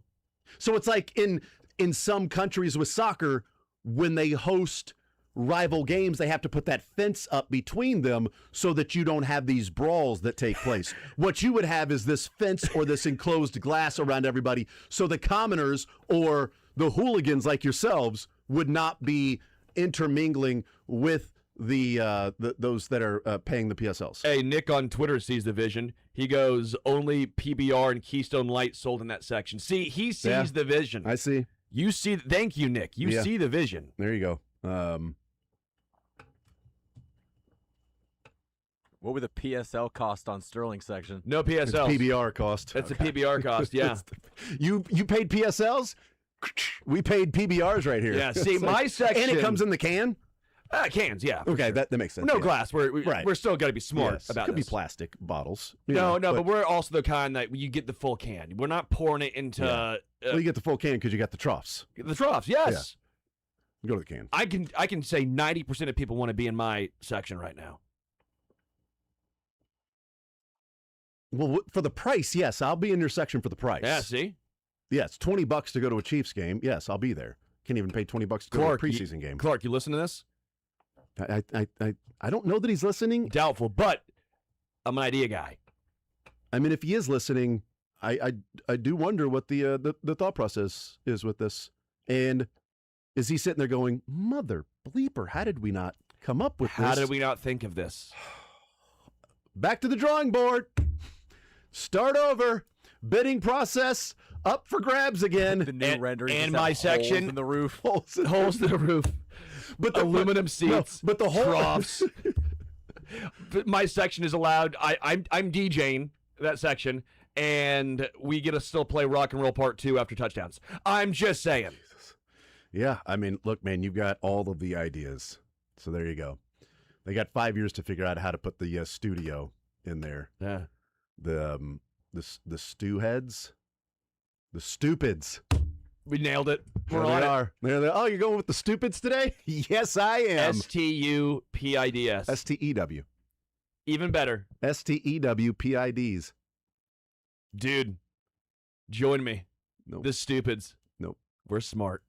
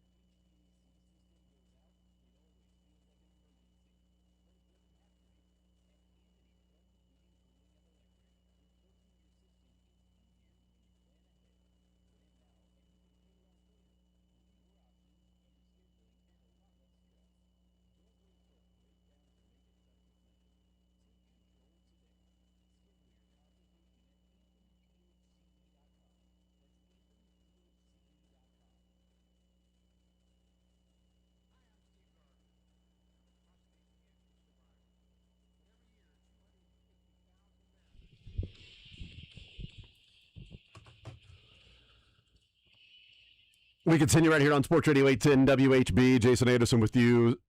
Sterling Holmes, Michael Darcy. We'll talk with Matt Lane coming up at noon. We got Sports or Leisure coming up at 1 o'clock. Got some Chiefs stuff for training camp. Got some Rawls that we will get into as well. And I think also a couple of just general Chiefs questions in that. So that'll be coming up in the 1 o'clock hour. So we've talked about what we heard from Clark Hunt. He also said that he went to 5 different cities traveling around for the World Cup, and he kept hearing about Kansas City, which is cool. Although when Clark Hunt shows up in your city and you're talking with him, you're probably discussing, hey, what it looks like on TV in Kansas City, because he's a guy that's pretty close to Arrowhead and all 110,000 fans that are there, according to the stupids that are out there. Yes. But so we talked a little bit about the stadium with Clark Hunt. And, of course, we discussed that yesterday when we heard from Mark Donovan. As far as what some of the players said and things we saw at camp today. So Jaden Hicks talked today. It was pretty quick. But Spags was asked about Jaden Hicks, and he said they're focusing on trying to get him to be a master at one thing instead of trying to use him in all these different ways, which I think is probably something they did a year ago, and maybe surprised that he didn't just take to it as quickly as they thought he would.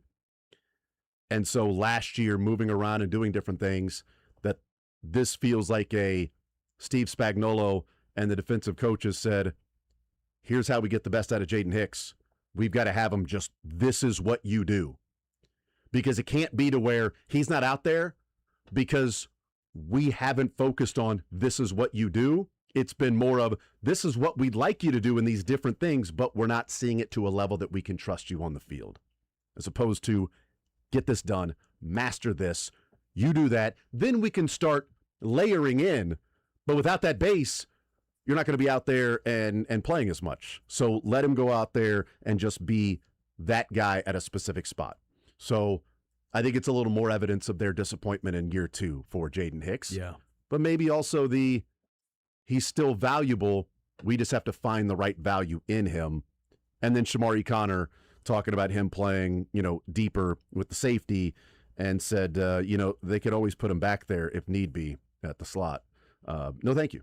I don't think you need put him back there. Xavier Worthy did beat Cater Kohu today. Patrick Mahomes in an 11-on-11 deep touchdown to Xavier Worthy. Seam down the middle. Mahomes hit Worthy in stride. Deep ball's back. I told you, this is the year it's back. We've said it for 4 straight years. Yes. This is the year. For sure. Khalil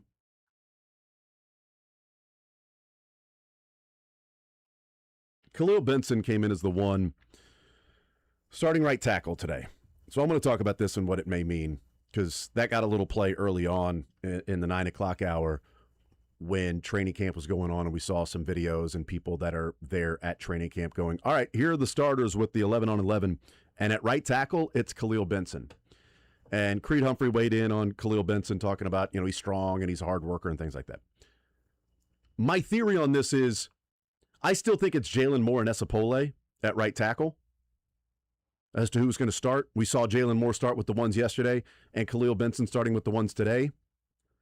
My guess is they want to see Khalil Benson with the ones before the pads come on to see if they can trust him to know what he's supposed to do in an 11-on-11, so he's not messing up the entire play by blocking differently, and a guy comes straight through, and then they have to blow the play dead because he's going to touch Patrick Mahomes. Yeah. So if he doesn't have it in the shells, in the underwear football, or pajama football, as Steve Spagnuolo talked about it, said it's pajama football with the helmets on. If he doesn't have it there where we're running plays where he knows what he's doing, and we want to see him do that with the other starters out there, so we know if something's messed up, it's him. Yeah. It's not Trey or Creed or Mahomes. If he's out there with Nussmeier and Caliendo or Norzad or Hansen or something, it's like, well, he did this, but there was also this miscommunication between the two. No, let's see him out there before the pads come on if he can do it. And if he can, well then, hey, now you get him out there with the pads and you really get a better assessment as to where he's at. But early on, maybe you have an idea of what you're going to get from Jalen Moore. You have an idea because you had him last year of what you're going to get from Esapole. You don't know about Khalil Benson there with the starters because it's been a rookie camp. And then, when you had the OTAs and minicamp, you didn't really do 11-on-11s, even thuds, where you're really making contact. So let's see when there's a guy in front of him. And you find out, what he looks like. Then the pads come on, and if you can trust him or not. I think for me, it's because I think Esapole is the backup left tackle, I think is why. I think they're just going to say, hey, Essa, you're the backup left tackle. Don't worry about the right side. That's a lot to try and put on your plate. Mm-hmm. So he'll be the backup left tackle to me. And then the right side, it's Jalen Moore, and can Khalil Benson be the long-term answer? Yeah. I mean, you've Jalen Moore for one more year. Esapole either one. Like we talked about Esapole winning the right tackle spot. Sure. I'll take Khalil Benson. Either one of them. And maybe I'm wrong, but I think they'll use Essa as the left tackle, his backup left tackle. Or swing tackle. Whatever you ever view it. But I like Khalil Benson getting this opportunity, this run. Maybe he is, and if you don't want to call it a swing and you want them to be specific so they can focus on left versus right, so you do just have Essa left side only, Khalil right side only, just to try and work on specific drops, right? Because it's easy to say, well, they can just play both, right? Well some guys can, some guys can't. It's because you also know how many steps in your set. Are you going more wide? Are you going straight back? Is this a 2 or 3 set for you? Is this a couple of other steps set? Because Mahomes is expecting you to drop your kick as a left or right tackle to a certain spot so that when he escapes, he knows where you're supposed to be. See, you're flipping sides. It's not as easy to do. Do we think this is more about Khalil Benson or more about Jalen Moore? I think it's about them wanting to see what they have in Khalil Benson. Agreed. I do. No, I agree. I think, but it also tells me that if they are looking for somebody, that they've got excitement about Khalil Benson. So if you didn't even care about, well, let's see what he looks like with the pads on, then you wouldn't need to worry about putting him with the ones right now. Like, even if my theory is correct, even if you go down the route and say, okay, I'll grant you that the reason they did this isn't necessarily because, he's really, truly battling Jalen Moore for the number 1 spot, but it's let's see if he can handle it when it's just pajamas and helmets before the real pads come on. Even if it's that, it's still a player that they're looking at to see if he can handle it when the pads come on against the defense with the ones, as opposed to Jalen Moore or even Esapole. So we saw early on last year, I think I'm not dismissing it and going, they're just working different people in. No, I think it's significant that it's Khalil Benson. But not that, now Khalil Benson is definitely Jalen Moore, Khalil Benson. That's the competition at right tackle. It could be. I'm not there yet. But if we look at history and have that be our guiding light, last year we said Simmons and Jalen Moore were going to be battling for the left tackle spot going into camp, and it was going to be Juwan Taylor at the right side, Kingsley at left guard, but it's Simmons and Jalen Moore. Because who knows, is Simmons going to be fully healthy, but Jalen Moore, you signed him, he's going to be playing the left tackle. He never took reps on the left side away from Josh Simmons with the ones. It was Josh Simmons from day one. And we went, if it's any indication, there's really not a battle here. And there wasn't a battle. It was Josh Simmons' job. He was healthy. They were fine with it. We're not putting somebody else with the ones. Simmons is with the ones. We need all the reps with him and Kingsley that we can get on the left side because that's our offensive line on the left side. Jalen Moore, we signed you. Simmons is healthy. We drafted him. Sorry, it was there. You can be a swing tackle. We're working you in at right tackle with Juwan Taylor. We're working you in at guard with Kingsley from time to time, but we are not working you in at left tackle. Okay, we can learn from that. That was early on. You saw that was their plan. And if early on Khalil Benson is getting reps with the ones, I think that's significant that there's at least some hope in what he can bring to the table to where they want to see it early on to know, do you need to invest more time at training camp with him? Or if he doesn't have it early on and you're just not clicking, slide him out, somebody else, and then let him work his way back up to that. But if he's taken on, here's what we put on your plate here. Okay, handled that. All right, we're going to put a little more on your plate. Handled that. All right, now we're going to put you in there with the ones 11-on-11 day 2 of training camp. Okay, he's handling that. All right, we can keep throwing things at him, and if he keeps coming away with this, now it might be a legit competition with he, Moore, maybe Esapole if everybody's healthy. Yeah. I hope that's the case. I don't see any other reason There's why. no negative. I mean, there's no. Right. I don't see any other reason why he would be with the ones at right tackle if he wasn't a legitimate chance of playing a significant role at that spot this year. Injury or just production. Great sign for him. Probably not a great sign for Chew Godric or Ethan Driscoll. Probably not. That's true. It's a good point. And maybe it doesn't matter at all. Again, maybe none of this matters. But I just think I'm taking this all as a positive, and I take nothing away from. I don't think it's initially a knock on Jalen Moore. I just think that, again, it is better for the Chiefs if one of those two guys, the young guys, wins that right tackle spot. And Jalen Moore did start yesterday. So 11-11, boom, this is your initial team. Jalen Moore was at right tackle. Yeah. Simmons at left tackle. Apparently, too, from almost everybody watching, in 11-on-11 and everything, and one-on-one drills, Josh Simmons was just like, he was a wall. Nobody got past him. He was just dominant there at left tackle. So, I mean, if he plays at that level of what you hope he could be, and he spent an offseason not rehabbing a knee, but getting stronger overall as a left tackle and manages to stay healthy, then I think you've got your left tackle for the rest of Patrick Mahomes' career. Yeah. You would hope. And playing at a high level, which could be really massive for this team. We'll take a timeout, come back, wrap up this hour, then we'll talk with Matt Lane coming up at noon. More Zone next.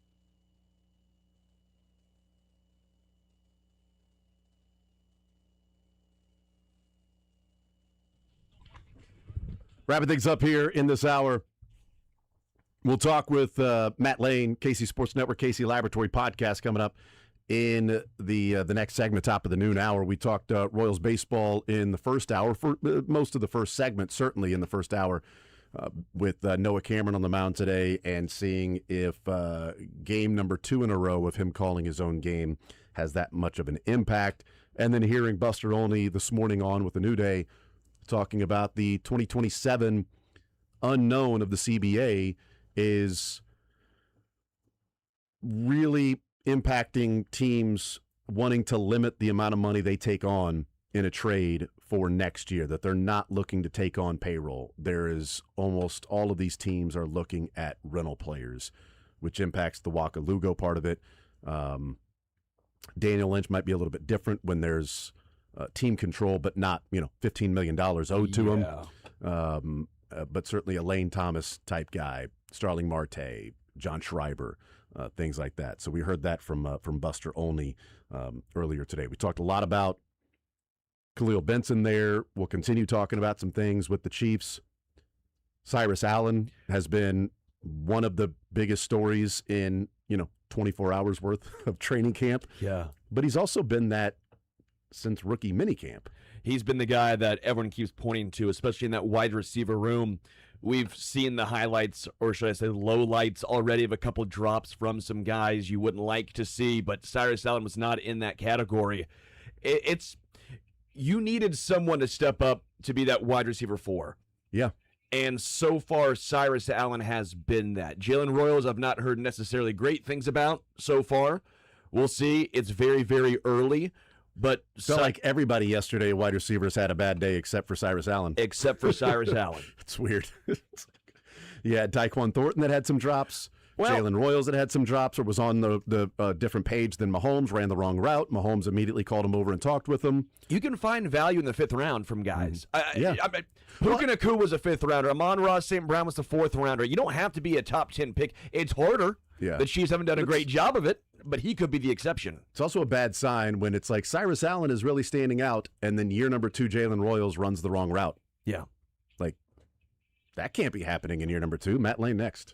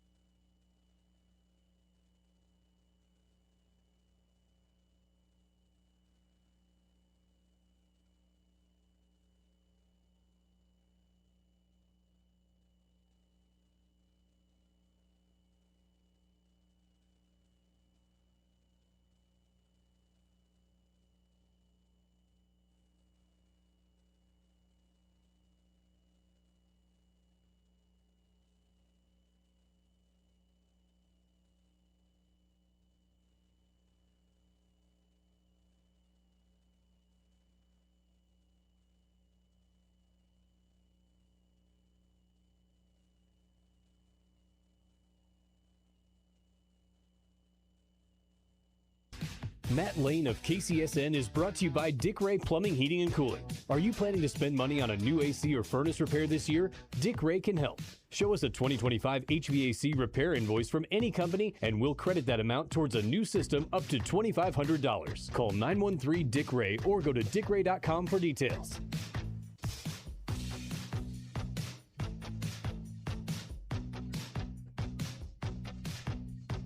Coming up an hour from now, we'll play a little sports or leisure. We continue talking about the Kansas City Chiefs. Day number 2 of training camp in the books.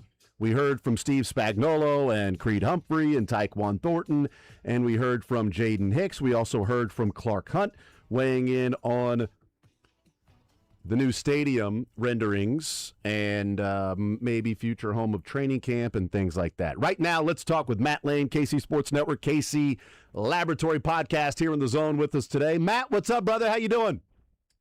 I'm doing great. We are finally out of the off season. We are back into full on football season. So I mean, we're good to go from here on out. I bought myself, like 6 months worth of excitement now before we hit the lull again. There you go. Yeah, absolutely. We are ready to go, man. Are you a man that is studying clips and seeing what is going on and just scrolling, trying to find as many of the different clips that are out there of people posting things?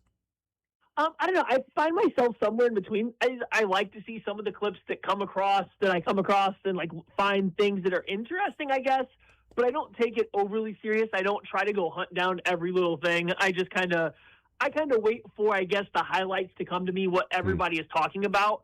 But when I do see something that intrigues me, I really hone in on something that probably doesn't matter. For instance, on the first day of training camp, to have the Chiefs defense have a formation that only has 2 defensive linemen on the field.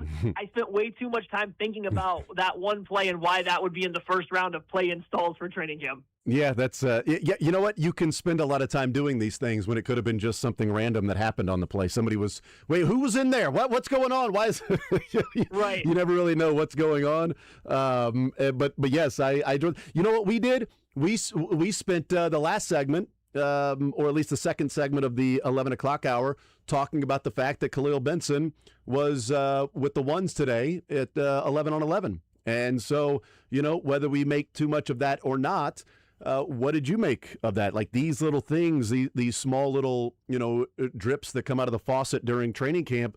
What did you make of that sort of development today that Khalil Benson was the starting right tackle with the ones? Absolutely hilarious that we spent time earlier in the offseason talking about Esapole maybe getting a push for the right tackle spot. And here it is that the first person not named Jalen Moore that gets first team reps at right tackle is not Pole, but in fact Khalil Benson, while Jalen Moore slides into the second string left tackle spot, which also makes sense, right? If something were to happen to Josh Simmons, you would assume that Jalen Moore is going to move over to the left tackle spot and take reps there. At least that's what the Chiefs are sending, their indication that they are kind of sending by making sure he gets those reps. It's interesting. It's worth noting, I guess, that Benson got the first team reps at right tackle over somebody like Esapole, who we did see play last year, who looked pretty solid last year in terms of being a rookie, have to fill in case of emergency offensive tackle, and now to not see him get the first crack, that's just something to note. And guess what? Tomorrow, it might be an entirely different right tackle, or it could be back to Jalen Moore. It's just something that you kind of jot down in the back of your mind and hope to pull that information later on when you start to see a real trend.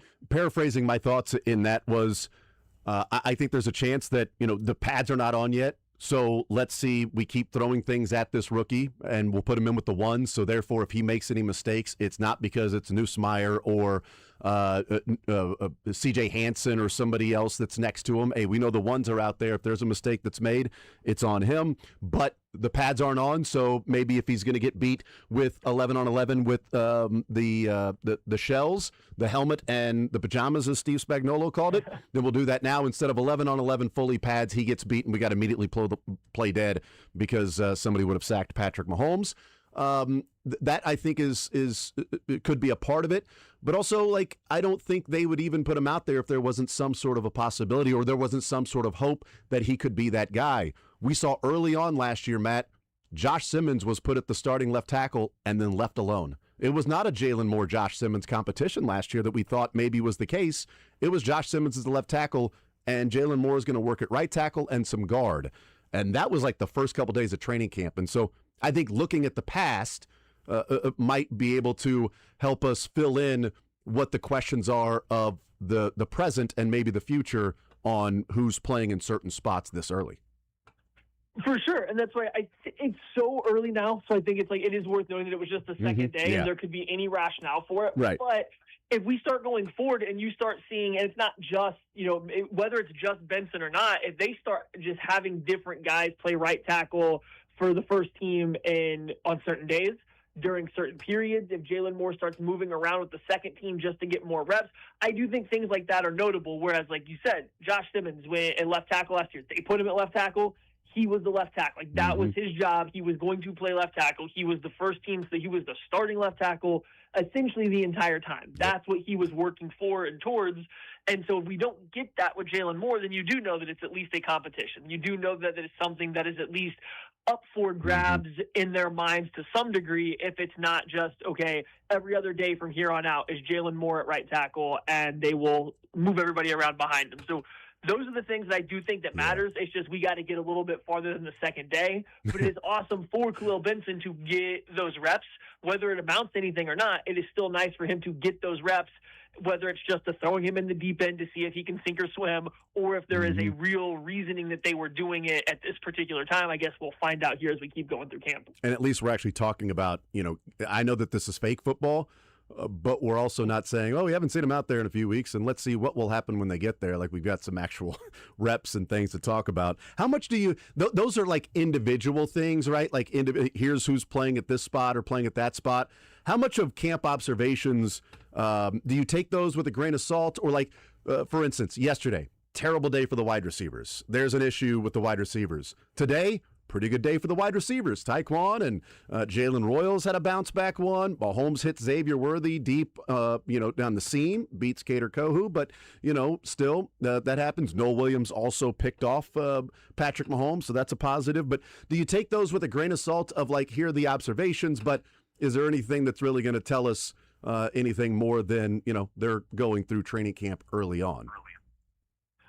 Not yet.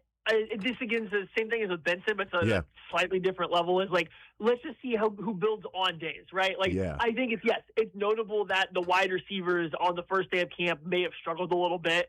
I think when somebody specifically, and this isn't to throw them under the bus, but like somebody like Royals is specifically noted as having a rough day, if that appears, once a week, if that happens numerous times through camp, then I do think that starts to matter. Whereas if somebody has, a random bad day here or there, that's not as big of a deal. It's only a problem once it becomes a pattern. And on the other side, it's the same thing for somebody having a good day, right? By all accounts, it seems like Cyrus Allen had impressed the first day camp and had some plays here on the second day. But if that's it, if that's all we hear about for the rest of the entire training camp, that doesn't matter. Whereas if you start hearing every week he gets singled out as having a good camp, then I think it starts to matter. So as of right now, it's just too early. And we just got to see who's building a case, good and bad, going forward. And you're just looking for the patterns of who is having multiple good days, who is having multiple bad days. Because we got to remember, this team's being put through practices. These guys are going through installing of certain plays and offenses. There will be days or portions of a practice that are inherently going to be defensive-sided, and that's the way it's designed. There's going to be parts that are offensive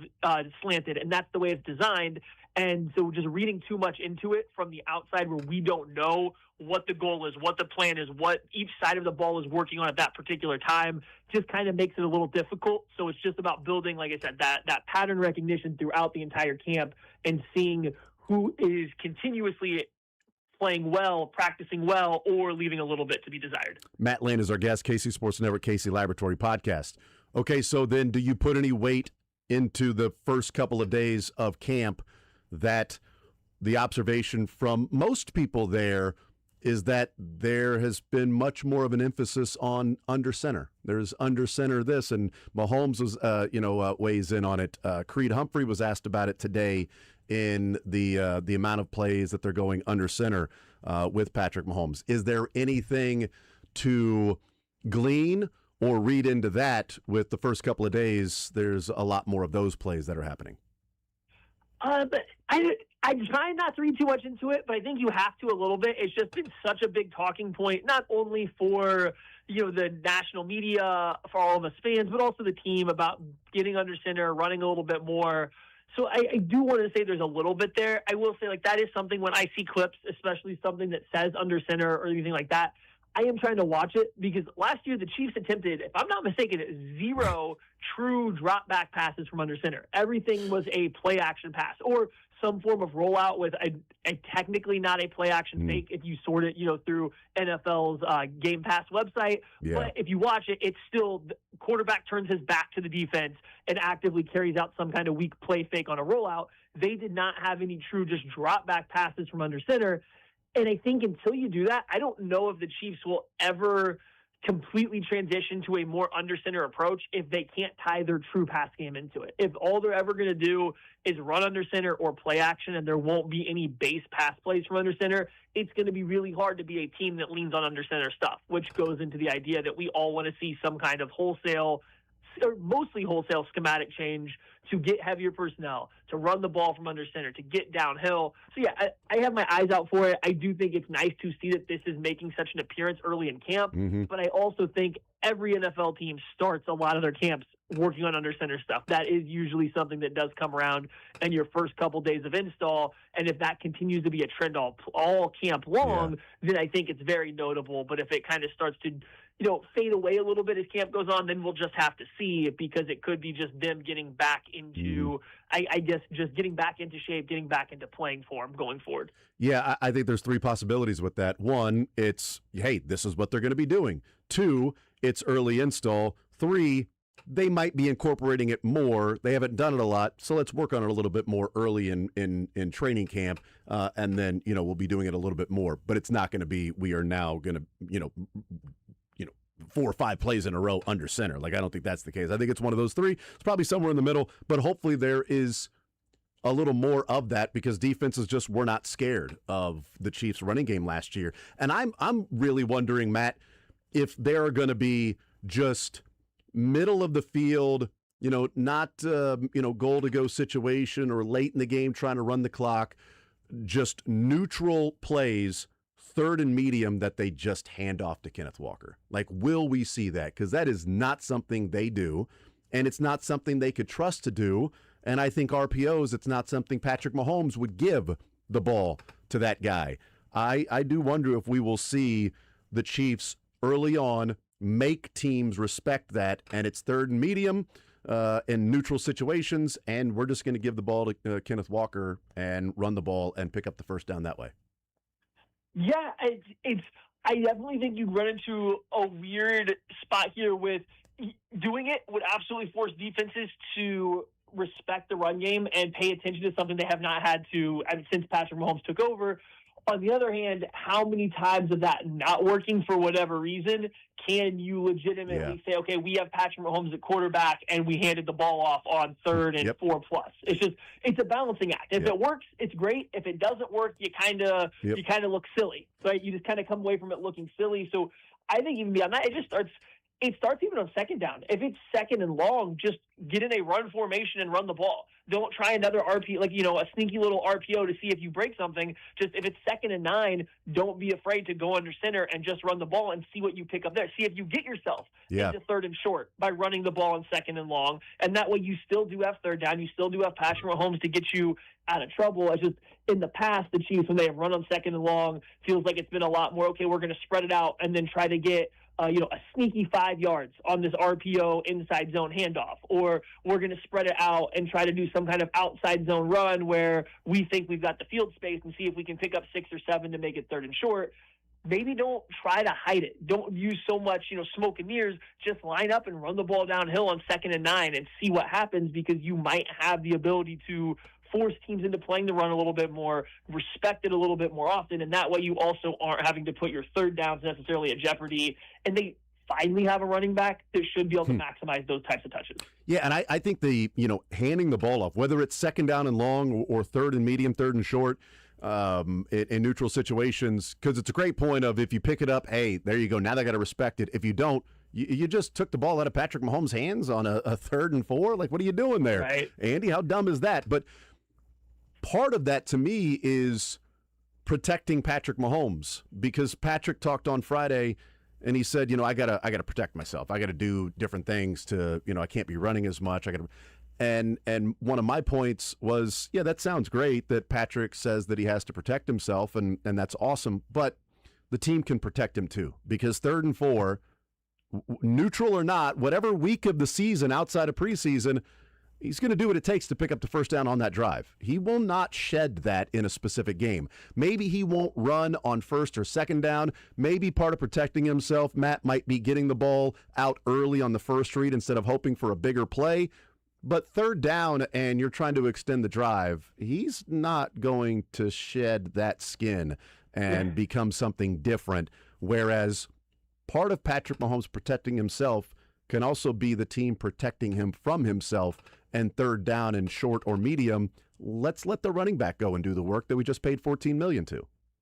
No, absolutely. And this is something that we're not going to get a good idea on from training camp on what the Chiefs' plan is in that regards. I remember the year the Chiefs brought in Creed Humphrey and Trey Smith on the interior, I was kind of tracking just how they ran the ball, even in the preseason, not training camp, but during the preseason, and it was so many gap runs. It was so many man runs, and then the season hit, and they almost all went away, and it was almost all zone stuff. And so even during their actual practice games of the preseason, they still were not showing you what they were even considering doing for the regular season. So we won't get an answer to that. It is nice to see, though, as they go through camp, seeing at least signs that is an option. That is something on the table for what they are showing us to see more under center stuff. And as long as those plays keep popping up throughout all of camp, then you feel good. I say 2 weeks from now, 3 weeks from now, you start seeing a lot more shotgun again, and the under center stuff starts to become a lot more seldom. Then you start to get worried that you aren't getting that kind of change, because then it kind of shows to me that maybe it was just the first couple installs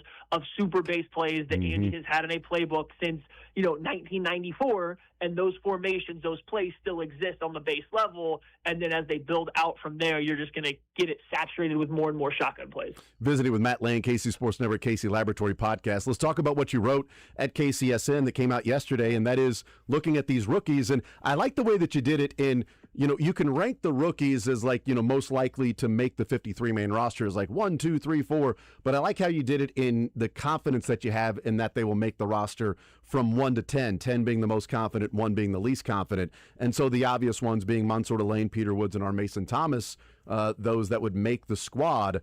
Cyrus Allen comes in next. And, we talked a little bit about that as to, what he brings to the table. So I want to move past that one. The one that stands out to me, though, Matt, is a guy that I've had my eye on, and I picked him as if there's a UDFA surprise that makes the squad. I feel like Benson is moving into that sexy pick that, okay, he's going to be on the team. To me, it was Xavier Wampa from Iowa. How much of a chance do you give him? I mean, I guess you gave him 6 out of 10, but right. How much do you think that, there's a possibility or an avenue for him to make the squad as a safety when it feels like Gilman, Connor, Hicks, and CRW or Snead could, in theory, fill that safety spot, and they only keep 4? What would the path be for Xavier Wampa making the squad? Yeah, so I put Wampa at a 6 out of 10. So, and how I kind of defined that was this is a player that I think kind of has a 50-50 shot, but I'm leaning towards yes, right? So it's not a true 50-50. It's just I'm not going to be surprised either way, but I'm leaning towards yes if I had to guess. And so how I came up with that is, you said it. There's Gilman and Connor are locks to make this team.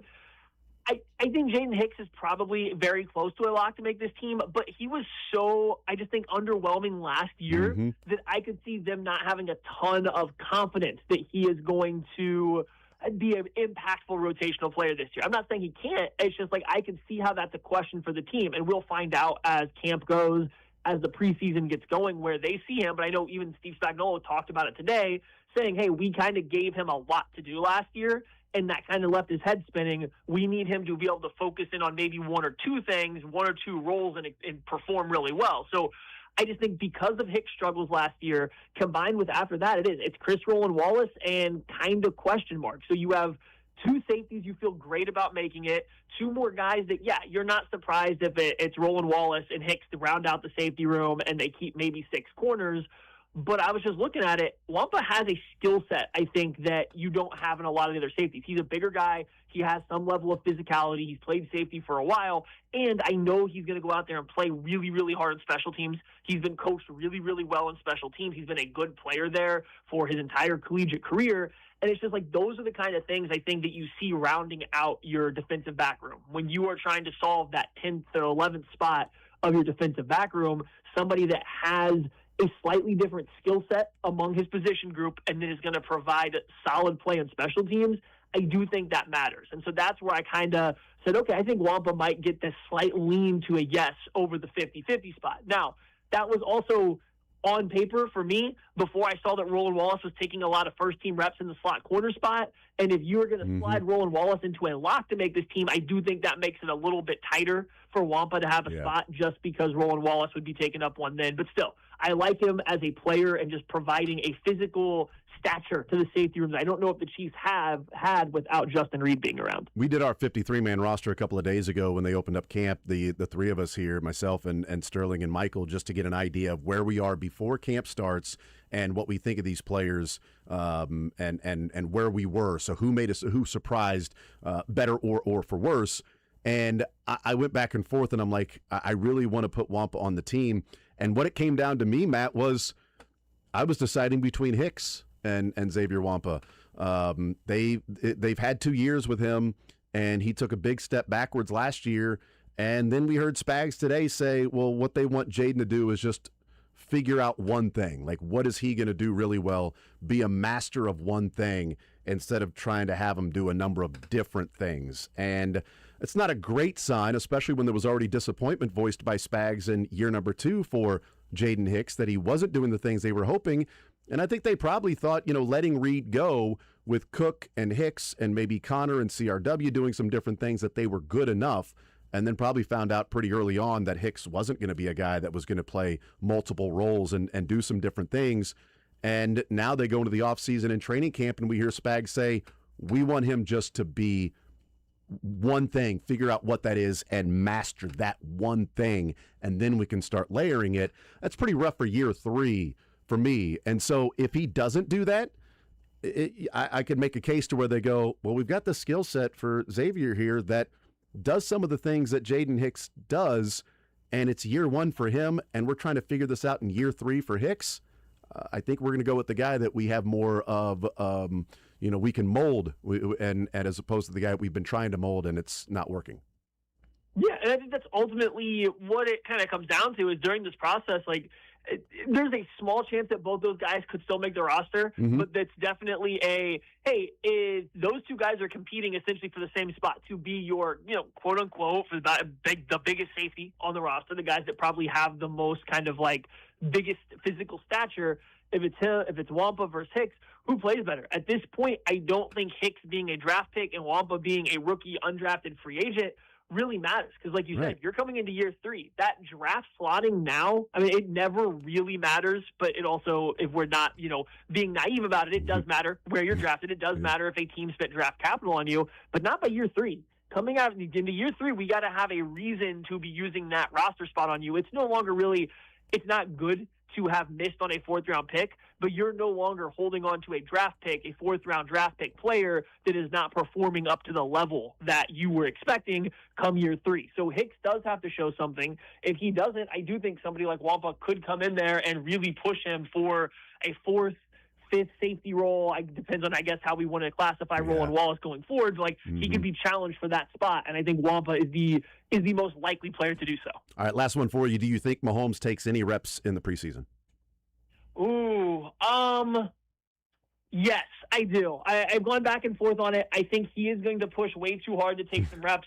I think just listening to the way he talked at the podium the other day, there's been a lot of specific talk about getting out there, feeling what it's going to be like, going through not the physical experience of returning, but the mental side of it, getting used to guys chasing him, getting used to being hit, which he won't do during training camp. So, I do think that he will really push to get in there in a preseason game where there's a real threat that he might get hit, so that way he's not experiencing kind of that adrenaline drop for the first time post injury in a game that actually matters. My prediction is there is the two sides come together and they have an agreement and they figure it out and they say, you know what, Mahomes, Pat, as Andy would call him, you want to play, we're going to let you play. And then they go out there and they run the ball 3 times and get him off the field. Very likely. There you go. We got you. You said you wanted to play. We put you in the game, but we were not going to risk anything. We're just going to hand off 3 times and come on out, Pat. And everybody cheers and everything. We'll get ready for week 1, September 14th. I think there might be that negotiation between the two that you get to play. I'm just not telling you what plays we're going to run. We'll see if that's the case. But I do think he's going to fight to get some reps. I'm going to say I predict that he does play at least a little bit in the preseason. Matt Lane, KC Sports Network, KC Laboratory Podcast. Matt, you're the man. Appreciate it, brother. Love that we're talking some football and seeing some guys out there practicing. And we're right around the corner to, I think the next time we talk will be a couple of days before preseason game number 1 for this Chiefs team. So thank you so much, brother. And we'll talk in a couple of weeks. Awesome. I appreciate it. Thank you very much. There you go. There's Matt Lane. Great stuff. KC Sports Network, KC Laboratory Podcast on Wednesday nights. They had that last night talking about day 1 of training camp. And then he wrote at KCSN, ranking 1 through 10, his confidence level on rookies making the team. And the first one that's sort of a surprise, that's a not drafted player, ranking a 6 in his confidence that he's going to make the team, was Xavier Wampa, which I thought was interesting that came out. So there's you got Daniel Holmes that talked about him. You've got Matt Lane. You got me, whether that matters or not, I don't know. You matter to me, Jason. You know what? You complete me. You had me at hello, Stu. Bids. We'll take a timeout. We'll come back, continue rolling. And I do want to finally get into what the impact players, as they were ranked a couple of days ago from ESPN. Also, The Athletic put out their ranking of play callers in the NFL by talking to defensive coordinators, defensive coaches to vote who the best play callers in the NFL are, where Andy Reid came in, and what the commentary is on Andy Reid. We'll get into that as well. Sports or Leisure, 1 o'clock. More Zone next.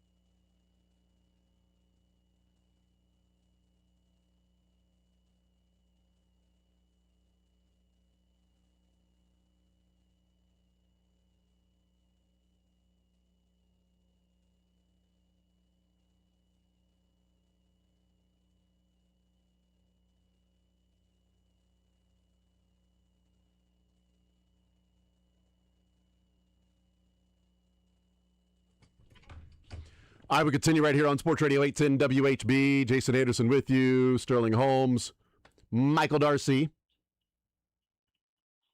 Continue hanging out. We got Sports or Leisure coming up at 1 o'clock. There's an update with Eric Bieniemy, Mia Bieniemy, and Elijah Bieniemy about an hour ago, a couple of hours ago, actually. There's an update with it. Elijah Bieniemy will undergo a competency evaluation after a Loudoun County judge granted his attorney's motion at a brief hearing Thursday morning. Elijah Bieniemy's attorney initially filed 2 motions, one to evaluate his competency and another for a mental health evaluation. The latter was temporarily withdrawn. In it, his attorney wrote he previously has been diagnosed with a serious illness. She said his mental state at the time of the alleged shooting will play a crucial role in his defense and that he lacks the financial means to pay for a sanity evaluation on his own. And they wrote that he appears to suffer from significant mental health issues and does not appear able to assist in his own defense at the present time. The judge did grant the motion for him to go through a competency test evaluation. So that is the latest that happened this morning with Elijah Bieniemy as Mia Bieniemy continues to recover and out of the ICU, and Eric Bieniemy continues to be at home with his family while all of this is going on. We've discussed a little bit, as we've talked about Kenneth Walker's impact as to what we think it's going to be this year. And we've looked at, running backs and the pendulum swinging one way to where they were so overvalued to then the pendulum swinging way too far the other way where running backs just got completely overlooked and dismissed. And it was like, all right, so they're better than that, okay? They're not just generic also-rans that are out there. So looking at the top impactful players that Matt Bowen put up there, and we talked with Daniel Harms a little bit about this yesterday. I agree with a lot of the players on the list, but he's got Kenneth Walker coming in at number 17 as the most impactful, whether it's free agent signing, trade, or draft pick. So there's 2 Chiefs that show up in the top, how far does this go? I think it goes down to like 60. Top 50. Top 50 impactful players. There are 2 Chiefs that show up on that in acquisitions in the offseason. But here are the players in front of Kenneth Walker. Myles Garrett, number 1. That makes sense. Yeah. A.J. Brown, number 2 to New England. We'll see. Trent McDuffie, number 3 to the Rams. Dexter Lawrence, number 4 to the Bengals. Trey Hendrickson to the Ravens. Kyler Murray to the Vikings. That one seems a little... Yeah, we'll see. They've already got a quarterback. Do they?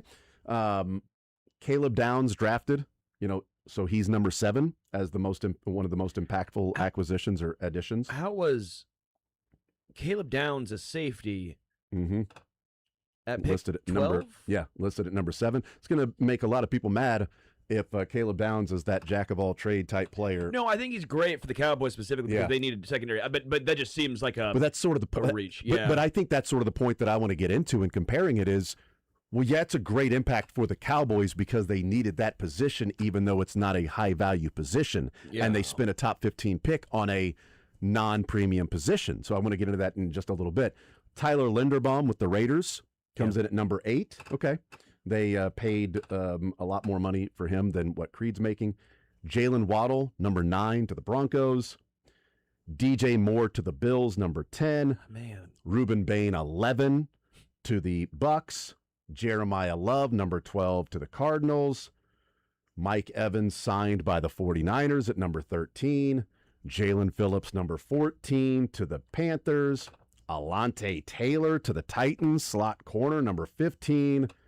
Jared Verse, number 16, traded to the Browns. That's a good one.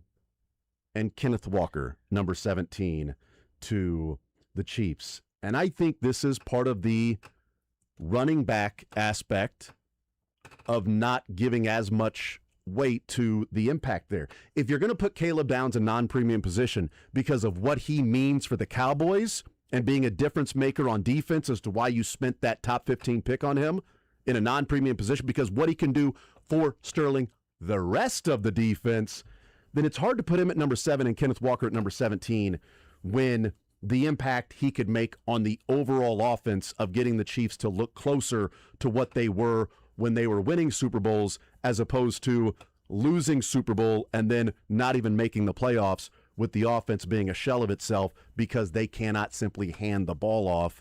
It changes the defense. It changes the look of the linebackers, the safeties, the corners. It changes how easy Patrick Mahomes' job may or may not be. Easy is a relative term. Right after him at number 18 is Jalen Watson.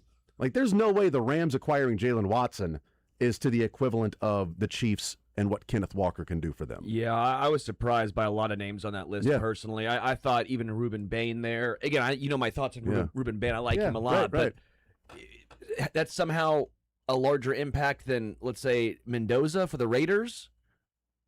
What? Yeah. Well, Jeremiah Love, number 12, as opposed to Kenneth Walker, number 17. Yeah, I just don't really know. A.J. Brown was 2? Yeah, that seemed. I think Trent McDuffie to the Rams is higher than A.J. Brown to I would Patriots. agree in the year 2026. Yes. Dexter Lawrence to the Bengals with a terrible defense, I think, more impactful than A.J. Brown. Yeah, I don't know. The whole list just felt a little, hey, here are players that got traded with big names. Let me throw them on this list because they're big names. But, I mean, if you're going by that, Super Bowl MVP wasn't higher up. He writes here, many questions. Walker's a decisive runner who can press the edges with speed, find cutback lanes and zone schemes, and provide big playability. The reigning Super Bowl MVP fills an apparent need for the Chiefs. Fills an absolute need for the Chiefs. It's like, well, apparently it's a need for the Chiefs that he fills. Like, no, he fills a massive need for the Chiefs. They ranked in the bottom half of the league last season at 4.2 yards per carry. That seems high. The Chiefs average 4.2 yards per carry. I think if you take away Mahomes' carries, it's probably a little bit less than that. Says that Walker's 33 rushes of 10 or more yards were the 6th most league-wide in 2025, and he had at least 25 receptions in all 4 of his NFL seasons. The latter skill will show up in Andy Reid's screen game and running back route tree. Seems like it's a more impactful player than some other. Chiefs had another one. I don't know if you've seen those. You probably have it. Okay. So they had one other player that came in at number 21.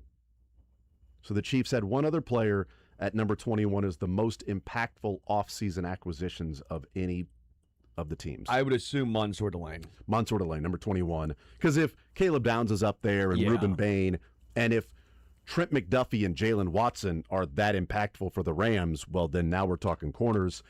He writes here, after losing both McDuffie and Watson this offseason, Chiefs opted to use their highest first-round pick of the Patrick Mahomes era on Delane. He should be a quick contributor in Steve Spagnuolo's defense, which played the 4th highest rate of man coverage in 25.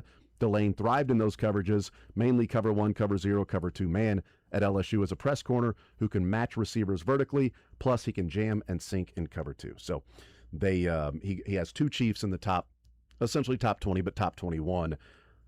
I'm fine with that. I just disagree how low Kenneth Walker is, and I think it gets into the point of what we've talked about of how impactful he will be.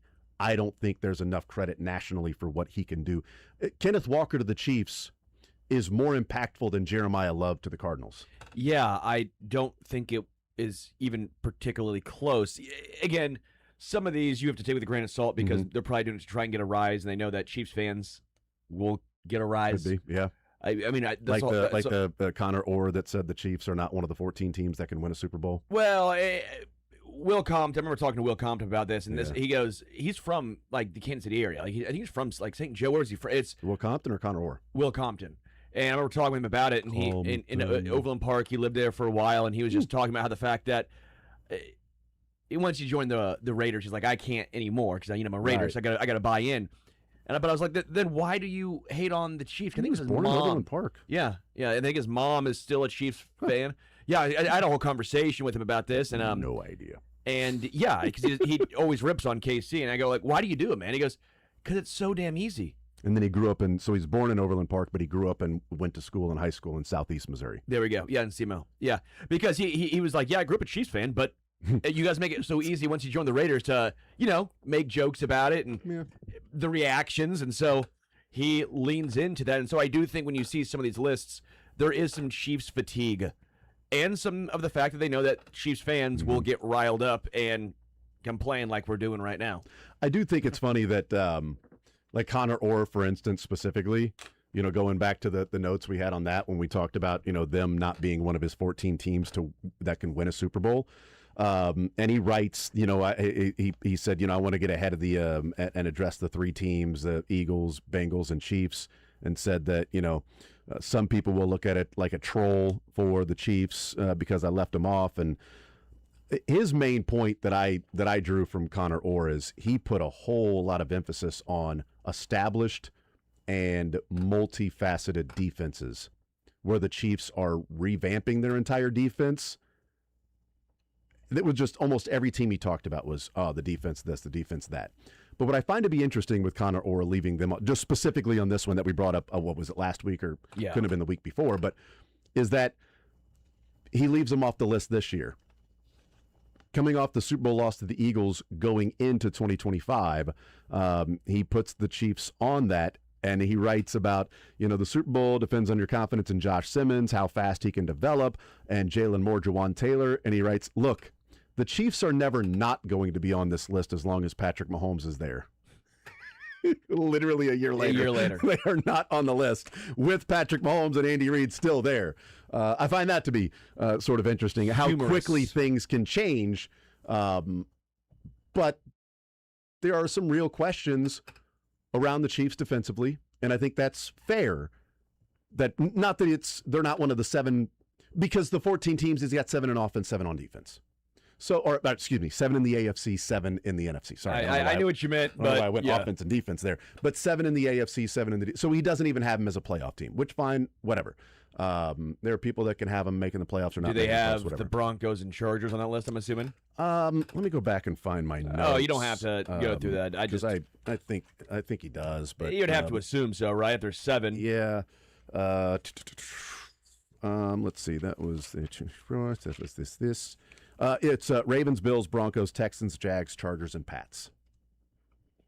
So, Broncos, Chargers, and then Patriots, Bills, Texans, Jags, and then the Texans and Jags and not the Chiefs Ravens is a choice. Yeah. It's a choice. I agree. I get defense of the Texans are electric. So if you're going by defense, sure, the Texans defense is. Yeah. But it's just like, we talked about that. I think it was last week, and just pointing out, like, the Chiefs are never not going to be on the list. And then how quickly they're not on the list was literally a year later, versus even putting in Kenneth Walker into how big of an impact he'll make. Because, again, I don't think people nationally viewing the Chiefs are viewing it that way of what he does for Patrick Mahomes, because they don't. No ball. No, they don't put weight on James Cook and what he does for Josh Allen. No. Like, they don't take that into it. It's like, well, Josh Allen, look at the weapons he has to throw to. Well, look at him just handing off to James Cook. Like, that's Patrick Mahomes doesn't have that. Well, I want to talk about the defense. I don't argue there's some concerns, by the way. I think there's some legitimate concerns. But when you do look at it, is anyone better at developing, especially secondary change, than Dave Merritt and Spagnuolo? I mean, that's what the Chiefs have done time after time after time. Mm-hmm. Yeah, there's a lot of concerns with the edge situation, but the D-line as a whole, I think, has improved just because the interior is vastly improved. Yeah. Yep. I get the concerns, especially from the national side of things, where you're not necessarily going the deepest dive. Maybe they don't understand how good Dave Merritt and Spags have been with the change in the secondary, which if you're covering all 30 teams, I get it. It can be, or 32 teams. It can be hard. I get that. But I think this Chiefs defense is going to be one where 8 weeks in the season, we're pulling our hair out. And then the last 9 weeks, we sit back and go, oh, yeah, there we go. I really do. I think this is going to be, was it 2022 or along the lines of that, where it was, oh, my gosh. 2019 is when they changed over their defense, and it took them like 7 or 8 weeks. And after that Titans game that they lost, yeah, which oddly enough is the same one Mahomes said when he had that jump throw to McCole Hardman, but then the defense just turned it on. Was that the 27-3 game where they just got waxed? No, that was a different game. Okay. Titans have had their that was that was first game 21 back from the knee location or dislocation. Oh, okay. Yeah. Yeah, the Titans one was the first game back when they lost on the final drive. Ryan Tannehill driving down there. Yeah. The Tanner thrill. Yeah, but then they had a bye week, and then the defense just turned it on the rest of the way. But the first part of it was like, this is the defense? I do think we'll see some of that this year. I think we'll have to remember this conversation because in the moment we won't, and we'll be angry, and we'll yell about the defense, I think. But the first, 7 weeks of the season, I'm not expecting this to be some sort of stud defense. Yeah, I think we'll be yelling about it in the moment if there are more third and longs that continue to be first downs for the other team.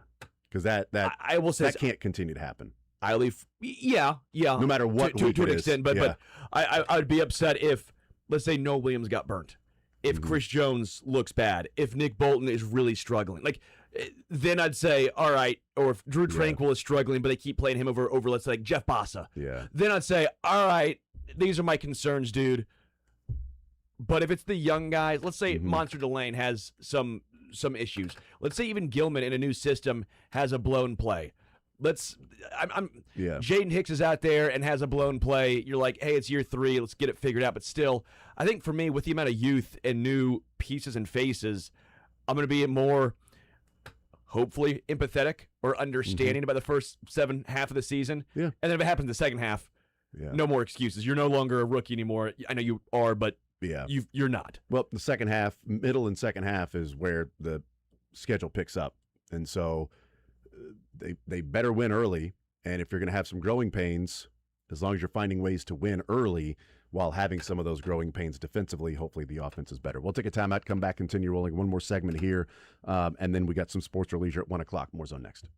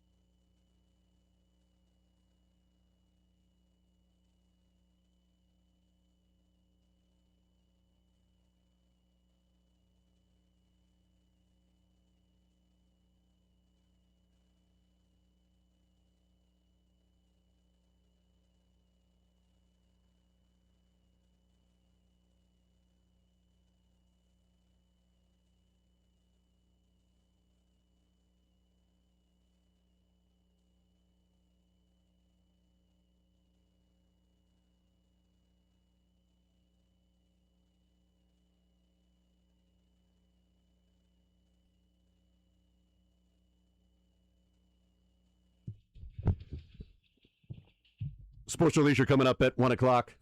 Fact. Yeah. Cold Classic. The Athletic put out their list and rankings of the top play callers in the NFL, put out the top 10. And one thing that is certainly, sticking out in the NFL and what we're seeing today versus, 10 years ago, 15 years ago, 8 out of the 10 are head coaches of the top play callers in the NFL. Ooh, can I take a guess? Sure, yeah. Okay. Who do you think is number one? Do they still have McVay number one? He is number 2. Do they have? Is it Kevin O'Connell? Nope. He's number 4 probably. O'Connell. I know who it is. Boy, there's a lot of writing in between these. O'Connell, no. Is it Kyle Shanahan? Shanahan's number 1. Kevin O'Connell was an honorable mention. What? Shocking. Yeah. Ben Johnson's going to be on that list. Ben Johnson, number 3, I believe. Yeah. Yep, Ben Johnson, number 3. I bet Andy's on the list, but they have him probably down to like number 8 or something. They probably disrespected He's number him. 6. Yeah, that's to me, I think, just too low, but I get it after last year. Yeah, the top 7 are all head coaches. Yeah. Is like Shane Steichen in there somewhere? Shane Steichen is number 7. Okay. Is Stefanski in there? Stefanski is not. Okay. He shouldn't be. Oh, I bet they have Sean Payton in there. And Sean Payton is an honorable mention. Did not make it in the top 10. Okay. They probably have at least one Harbaugh. That was John. Nope. Neither Really? neither Harbaugh. No. Nope. Oh, are they gonna have Mike McDaniel? Mike McDaniel is one of the coordinators. He's number 10. Okay. How many were missing? 2? You're missing 1, 2, 3, 4. I'm missing 4 still. Yep. There's one more coordinator. There's a brand new head coach. There's brand new head coach. There's a coach going into his second year. There's no way Matt Nagy's on that No. list. No. There's a coach going into his second year. Oh, who's the not Dan Campbell, but who's the OC for them now? Nope. Neither. Okay. Nope. It's an offensive. It's an AFC coordinator. All right, I'll just give it to you since we're running out of time. Number 4 is Matt LaFleur, Packers. Number 5, Liam Cohen for the Jags. Wow, that seems vastly early. Yes. Andy Reid 6, Shane Steichen 7. Liam Cohen above Andy Reid is absolutely hilarious. The other coordinators, Josh McDaniels, Patriots. Oh, yeah, duh. And then the other head coach, rookie Clint Kubiak, Raiders. From the Seahawks as a play caller to now the head coach I get there. It. Yeah. But what they wrote about Andy Reid coming in at number 6, his highest ranking was number 3, lowest ranking was number 10. Last year he was ranked at number 4. He said some of the coaches still consider Reid one of the NFL's best. Sentiment is that Reid belongs on this list out of respect, but his system needs an upgrade. Sure. Says Mahomes and Reid's early success led to the defensive meta of teams playing 2 deep coverages to limit explosives in the passing game, but Reid hasn't adjusted enough to take advantage of the light boxes they're seeing. Quote, a couple of years ago, for sure, he was top 5 to me. In the past, like year 2, I think it's cooled down significantly, to be honest with you. An NFC defensive coordinator said, I just think that it got a little predictable because they had that carousel of personnel there too. He's definitely on the fringe of it out of respect, but I don't necessarily have the same I'm staying up all night feel with him. I think the issue is they couldn't run against light boxes, which we've talked about time and time again because of the running backs themselves. Yeah, they talk about here Eric Bieniemy and Kenneth Walker, and a head coach, defensive head coach, says, I'm anxious to see him evolve this year. I think it's coming. I think he knows it needs to evolve a little bit, and I'm just curious to see what his flavor is this year. I could not agree more with that. So we'll see. I think he will evolve because he has to evolve. It's interesting the things that we've talked about, and some of the people that think we're haters are the things that NFC defensive coordinators are saying is that he's got to evolve.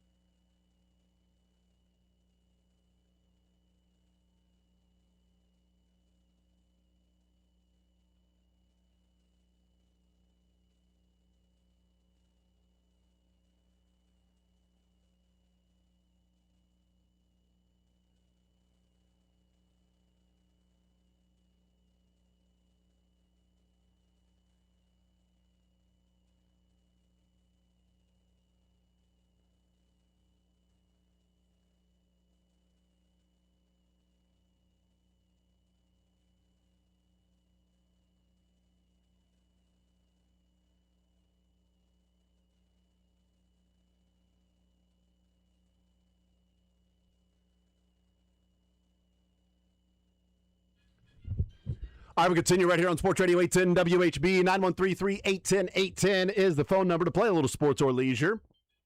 Been a couple of weeks since we played. You didn't get to play last week, but you guys played a couple of weeks ago, sports or leisure, Sterling, when I was out. But what a great time. Yeah, that's what I heard. Been a few weeks for me, though.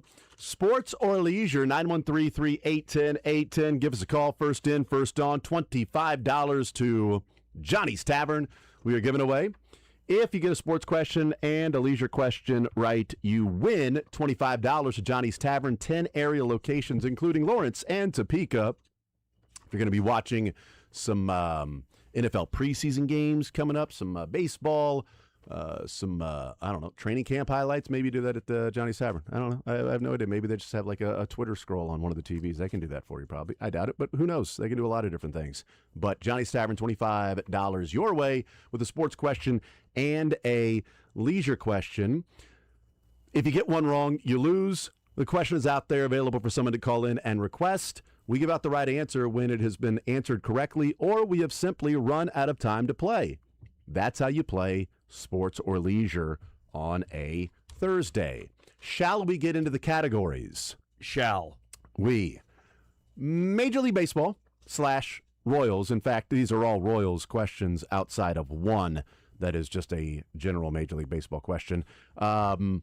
Chiefs, 2 Chiefs questions, and then we've brought back a fresh Go UDFA Yourself.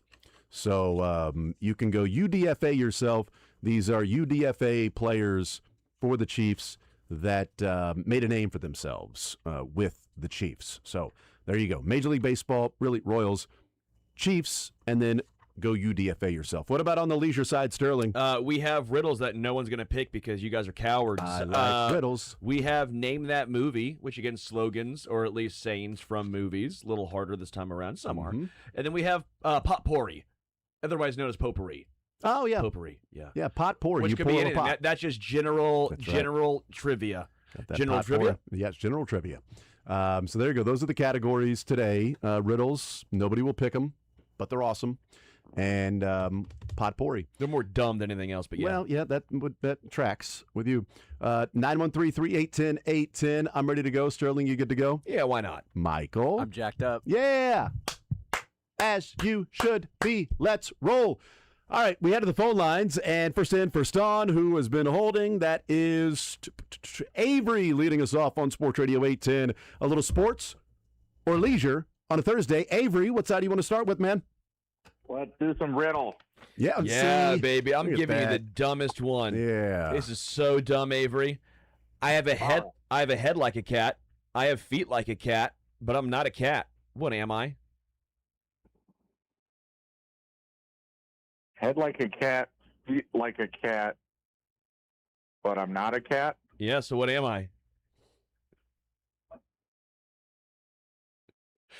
Like a cat clock, where it's got a head and feet, but it's a clock. I like that one. No, Yeah. this is also a live animal. It's real. Don't overthink it. It's really dumb.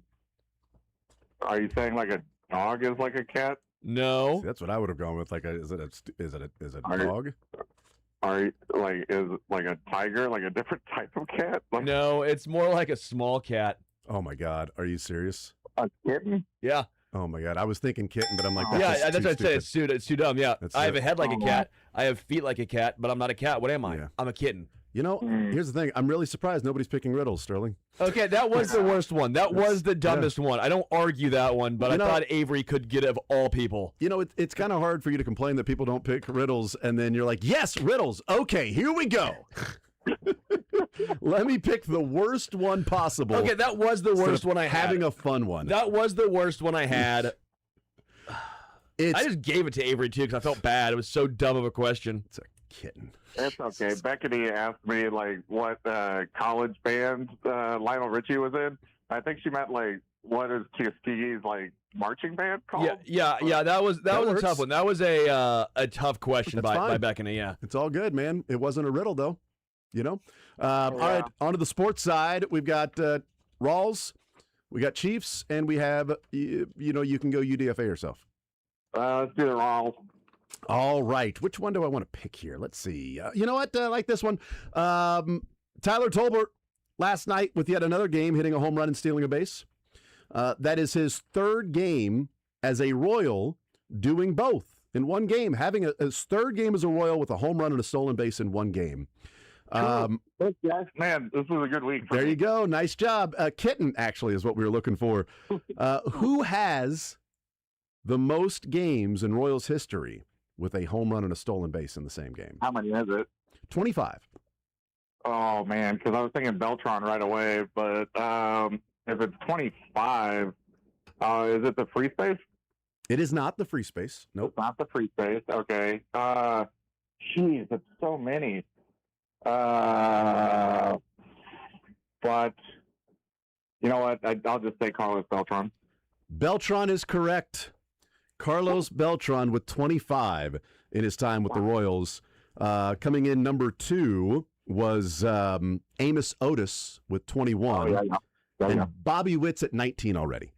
So it'll be Bobby Witt. Although since the beginning of last year, Tyler Tolbert and Bobby Witt both have 3. So yeah, Tolbert is pacing to blow by Carlos Beltran. If you look at home runs and stolen bases in a game per games played, oh yeah, he's gonna smash that record. Tell you what, with his 4 home runs and 3 of those, he's got a stolen base in the same game.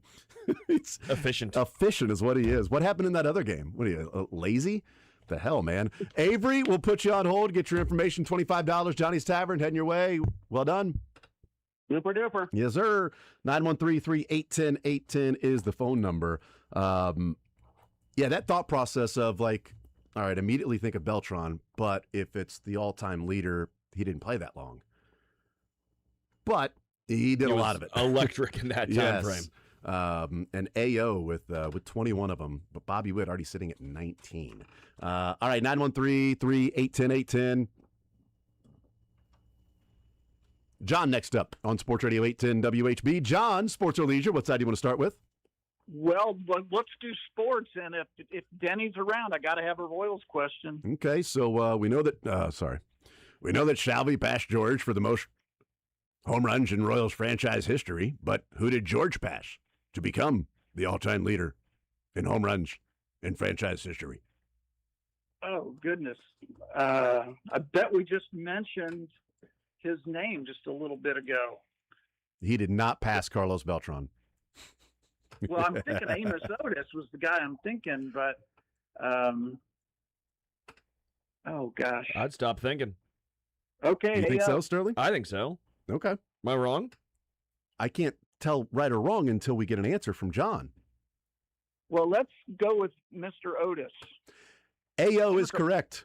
I'd have felt so bad if I led you astray, John, because... Part of me, John, that wishes it wasn't Amos Otis just because he led you astray, and they'd be like, all right, well, sorry, thanks for playing, John. Yeah, I'd have felt real bad. Yeah, no, Amos Otis, George Brett passed AO, and Salvi passes George Brett. Because here's the thing, we don't have, Jason and I, we don't share our answers in front of each other. We do not. And so that way, I also don't know, and so it's a fun game for me as well. Yeah, that's why I didn't, I thought Kitten was just stupid, because I didn't have Kitten in front of me. Yeah, it was dumb. That was a bad one. Let me redeem myself. You want another riddle? Let's see.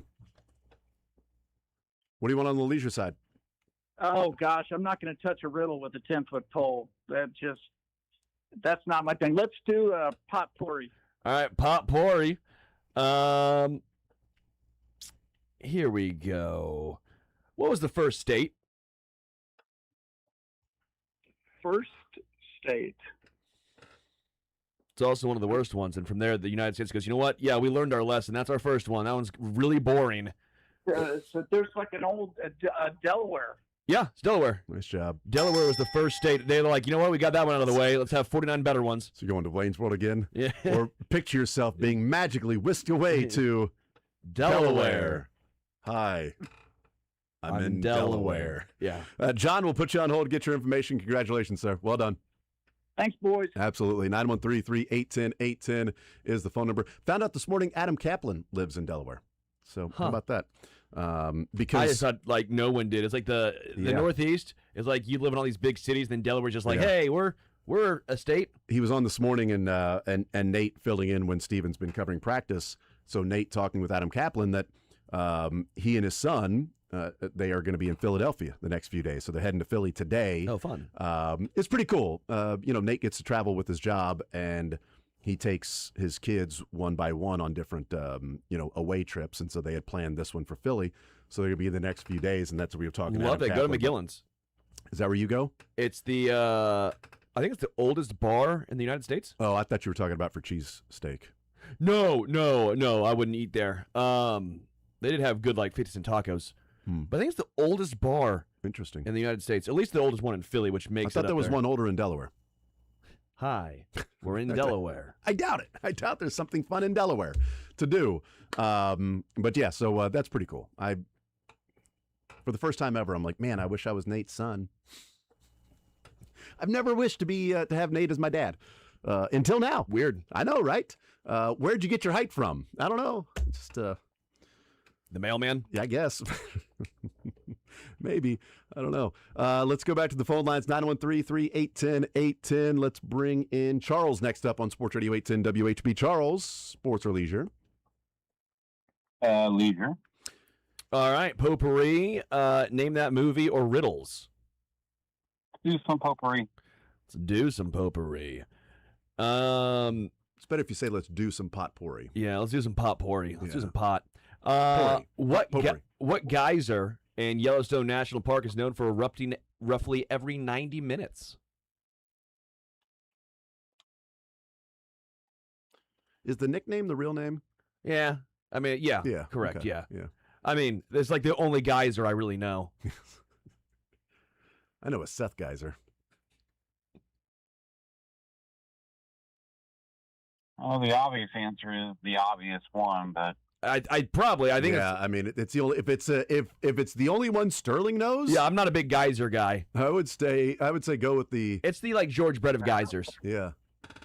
It's going to be Old Faithful. It is Old Faithful, yeah. Old Faithful. That's why, because every 90 minutes, Old Faithful. There you go. There you go. How about that? 913-381-0810. Charles, over to the sports side. What are you thinking? We got Major League Baseball. We have Chiefs, and we have. You can also go UDFA yourself. Let's do the Royals questions. All right. All right. When this is going to be the Tyler Tolbert show, apparently. When Tyler Tolbert had his 12 for 12 streak, he had 5 hits in a game. Who was the last Royal to have 5 hits in a game? Actually, you know what? I don't even want to ask that one. I want to ask a different one. It's along those same lines. Name either of the Royals players to have 6 hits in a game.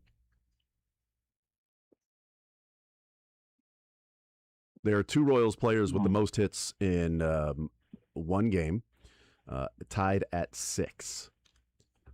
Either of them. 6 hits game. 6 hits in one game. Not a free space, but 6 hits in one game.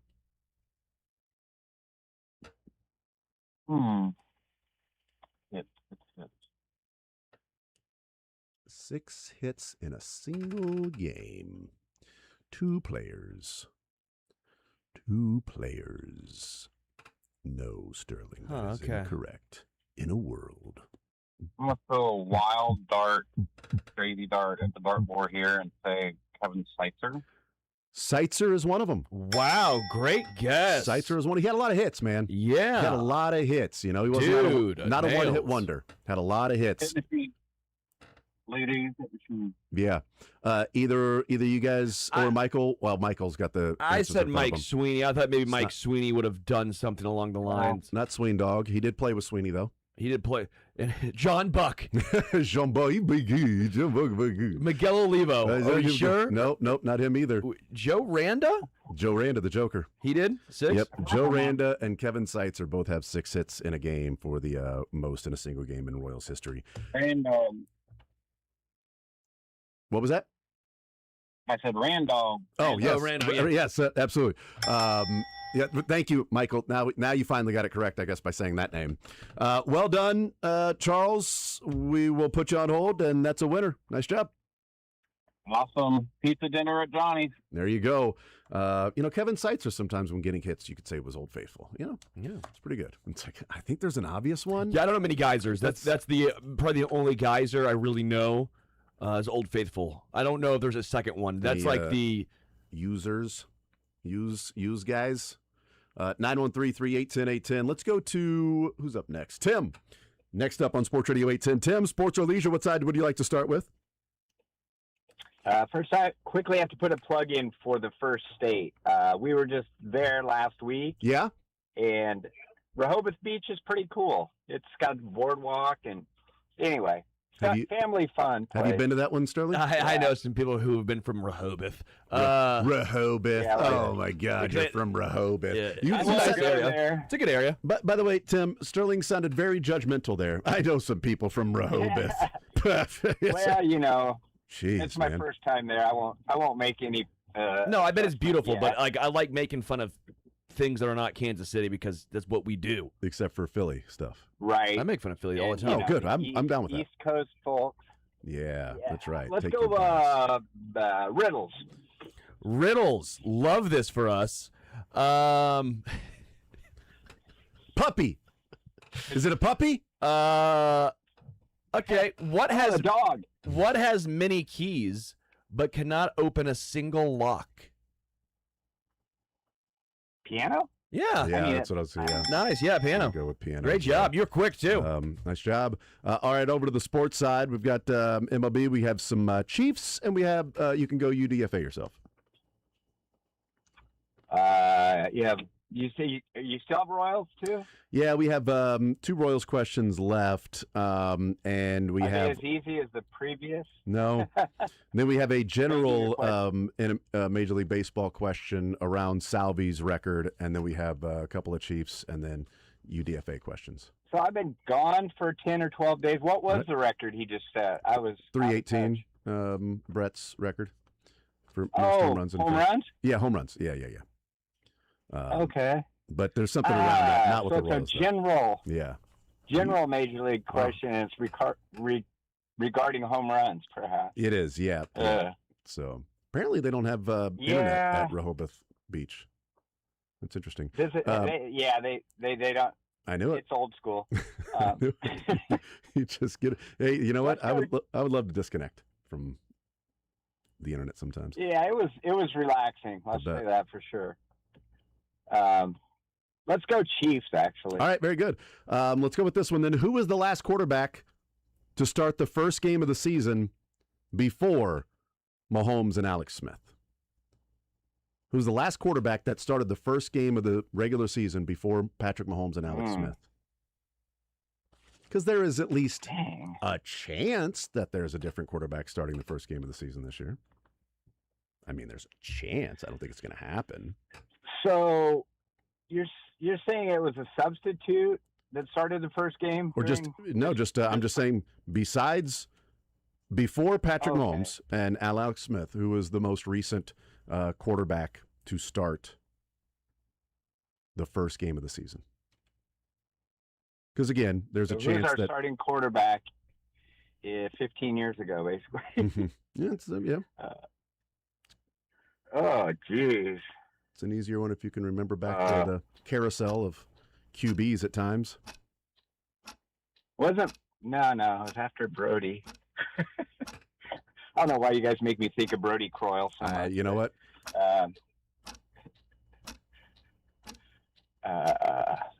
Gosh. You know what's funny is Matt Castle's first game as a Chief, Brody Croyle ended up starting that particular game. All right, need an answer. Golly, this is embarrassing. Sterling, do you know the answer to it? Okay. The most recent quarterback to start the first game of the season before Mahomes and Alex Smith. And Michael and I are laughing at each other because it's a Percy Snow type thing. But anyway, throw a dart here. It's not Brody Croyle. Okay. I am just so blank on this. I'll let it go to the Nick deserving soul. Okay. Tim, thank you for playing, man. I appreciate it, brother. Yeah. I couldn't really have another hint or anything there, Michael, because I'm sitting here talking to my eyes lit up. Yeah. You don't have to say anything, Sterling, because it's already been said. Yeah, well, but you don't have to say anything, though. You don't have to say it. Don't give it away. We're not trying to give things away here. Cajun next up on Sports Radio 810. Cajun, sports or leisure, what side would you like to start with, sir? Let's do the leisure, please. All right, riddles. Name that movie or potpourri. Name that movie. Name that movie. There can only be one. A movie? There can only be one? Yeah. The program. Today. At 3. I have no idea what you're talking about. That's a movie quote, or sort of the theme of that movie. Yeah, it's the theme, and it's it's the famous rule and catchphrase from said movie. There can only be one. No idea. Yeah, it's hard to give hints on this one. Yeah, it's sort of like if you know it, you know it. Yeah, it's like the only. It's probably a movie I haven't seen. Then came out in 1986. Very famous movie. Yeah. There can only be one. I give up. I don't know. Thanks, guys. Oh, Cajun, thank you for playing, man. I appreciate it. Thank you for the salsa, too. That was awesome. Oh, glad you enjoyed it. Absolutely, man. You are the man. 913-381-0810. Let's take a break. We'll come back. We'll continue rolling. That question is out there in leisure. I've got a question out there in sports with an answer out there, too. And plenty of others still to go. We will take a quick break, come back. 913-381-0810. Sports or Leisure. More presented by and giving you Johnny's Tavern, $25 if you get them both right. More next.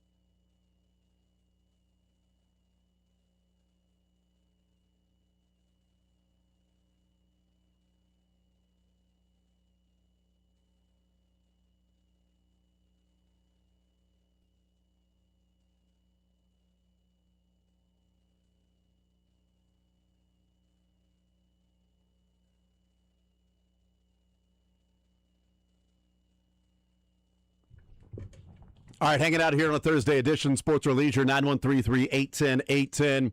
$25 to Johnny's Tavern we are giving away if you get a sports question and a leisure question, right? 913-381-0810. Categories again.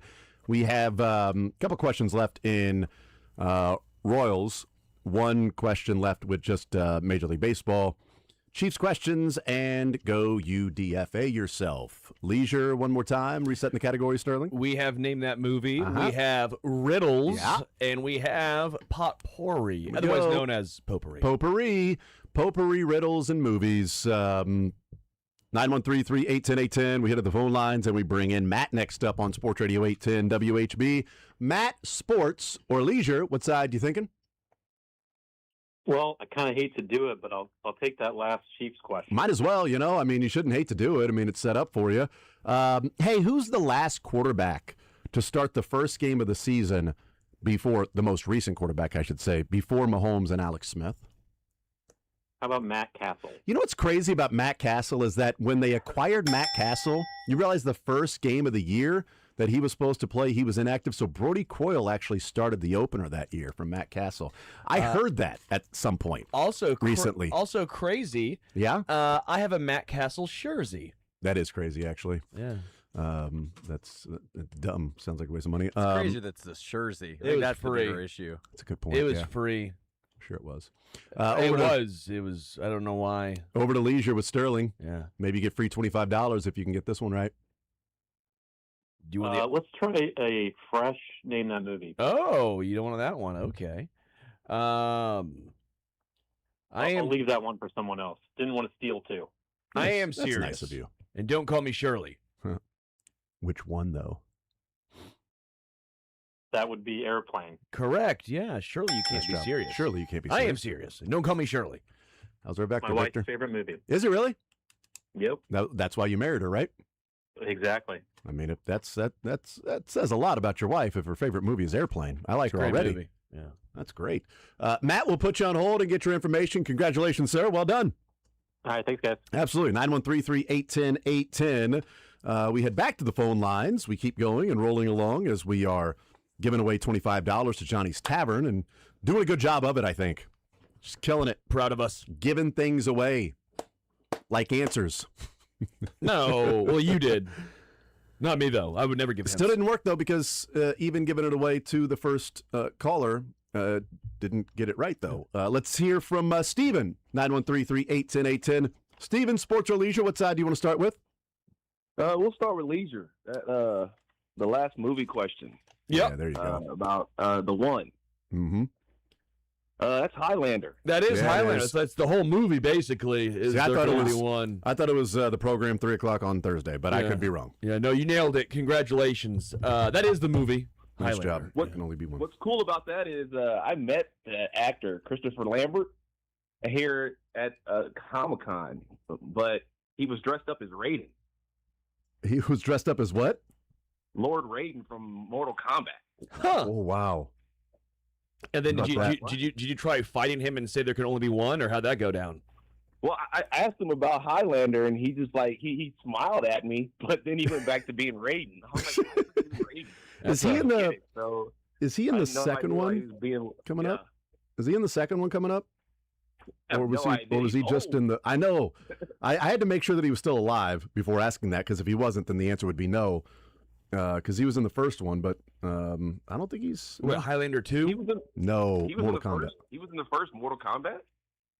Yeah. I thought it was an Asian guy playing Raiden. Oh, he was. Let me see real quick. What was he in that one? He was. I thought it was a video game. I didn't think there was movies. Yeah, he was Raiden in that one. Oh, he was Raiden in like the very, very first. Yep, in '95. Oh, wow. Yep, in the '95 film. Yep. Yeah. That solves the mystery. Yes, there's the mystery. We figured it out. There's the riddle. Yeah, there's the riddle. We got the riddle, man. You got two we got questions. Movies and riddles figured out. Over to the sports side, we've got Major League Baseball. Royals, and then a general Major League Baseball. We've got Chiefs, and then we have Go UDFA yourself. So explain Go UDFA yourself. Okay, so these are undrafted free agents that became names for the Chiefs.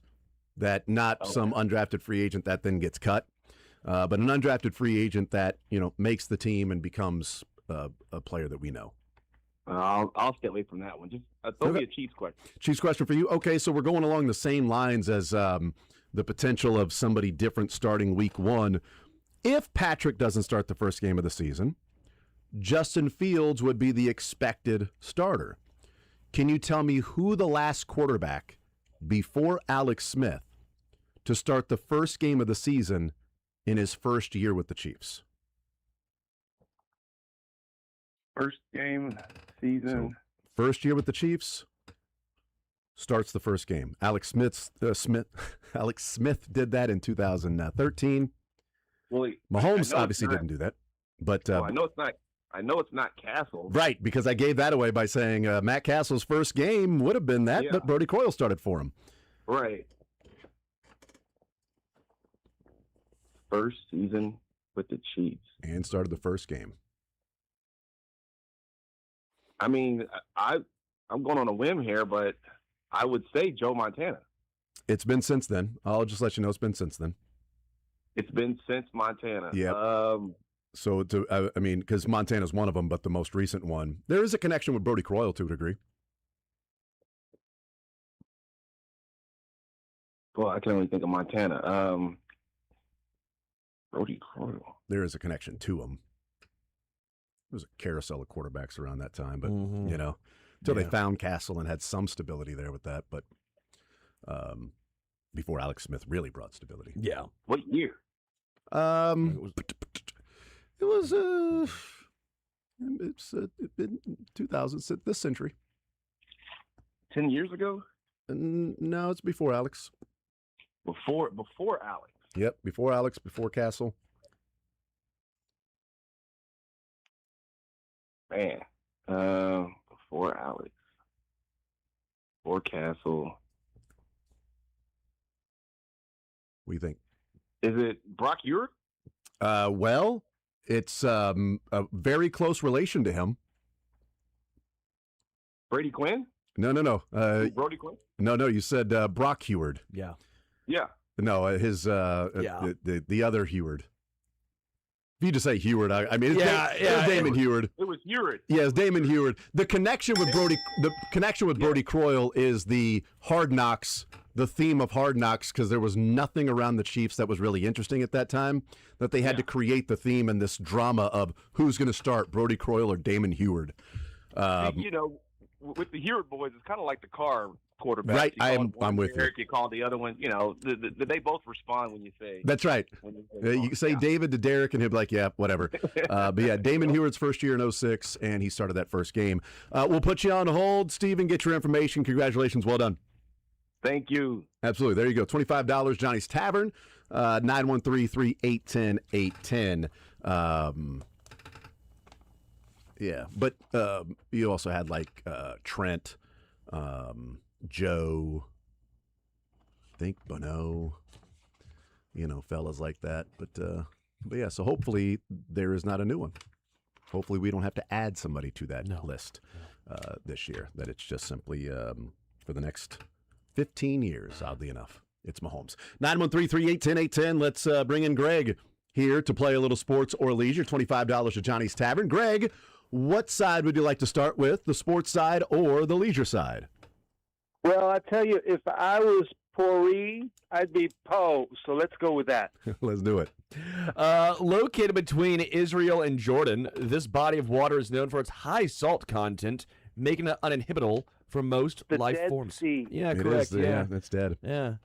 I want to go and just float. Like, I feel like, because you can just float on it. Well, yeah. The salt content. Mm-hmm. Yeah, I've actually jumped into the Dead Sea before. How was Pretty it? amazing. Yes, it's pretty amazing. What's the water temp look like?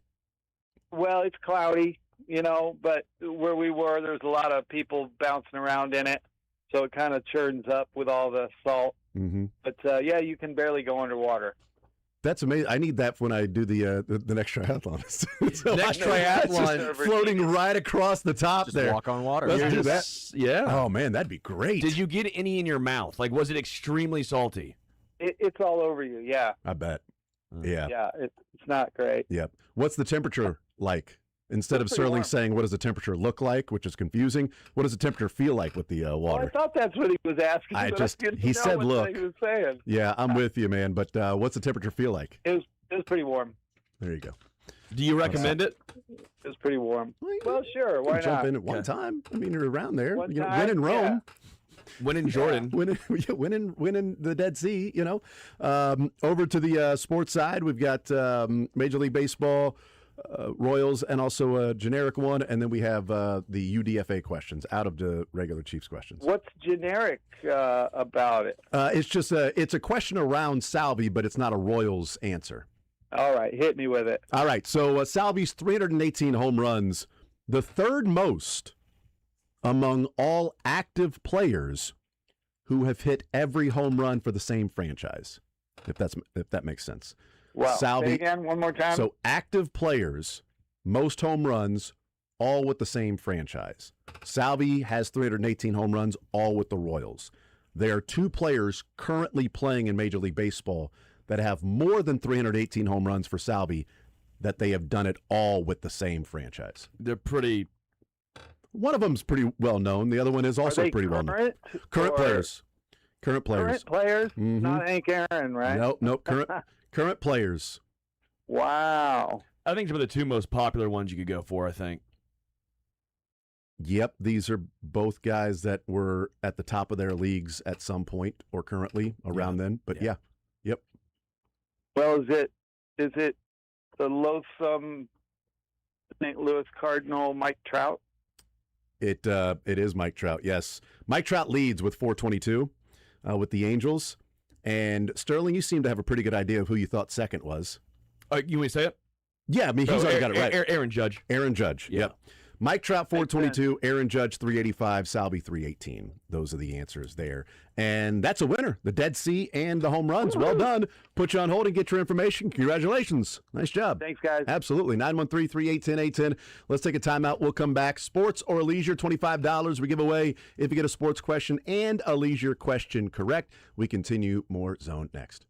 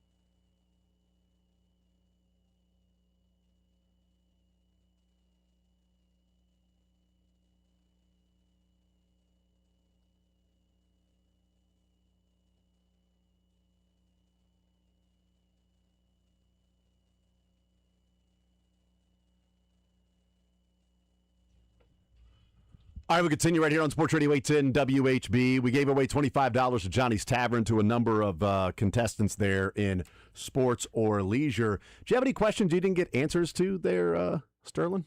Anything that was out there that no answers? I think every single one had an answer. So there you go. See, you get mad when people don't pick riddles. Nobody picked the UDFAs for me, but that's fine. Ask me one. Nope, I'm going to keep those around.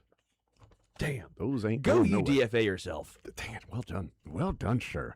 Let's play this clip from Jeff Passan. You know, yesterday we were talking about whether or not Scooball would start the game as he was already in the second inning. That was fun. They were up 7-0 at one point, the Tigers were, and then a disastrous loss. They are 1-4 in their last 5 games since taking the first 2 against the Royals last Thursday and Friday. Here is Jeff Passan on what the latest loss, that devastating blow leading 7-0 and losing, has now done for the decision on Tarik Scooball.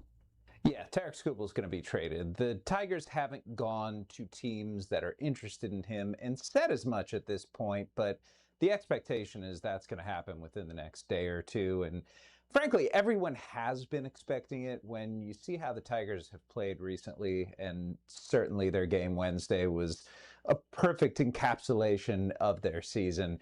They understood that they needed to go on a really big run in order to have Tarik Scooball stick around, and they didn't do it.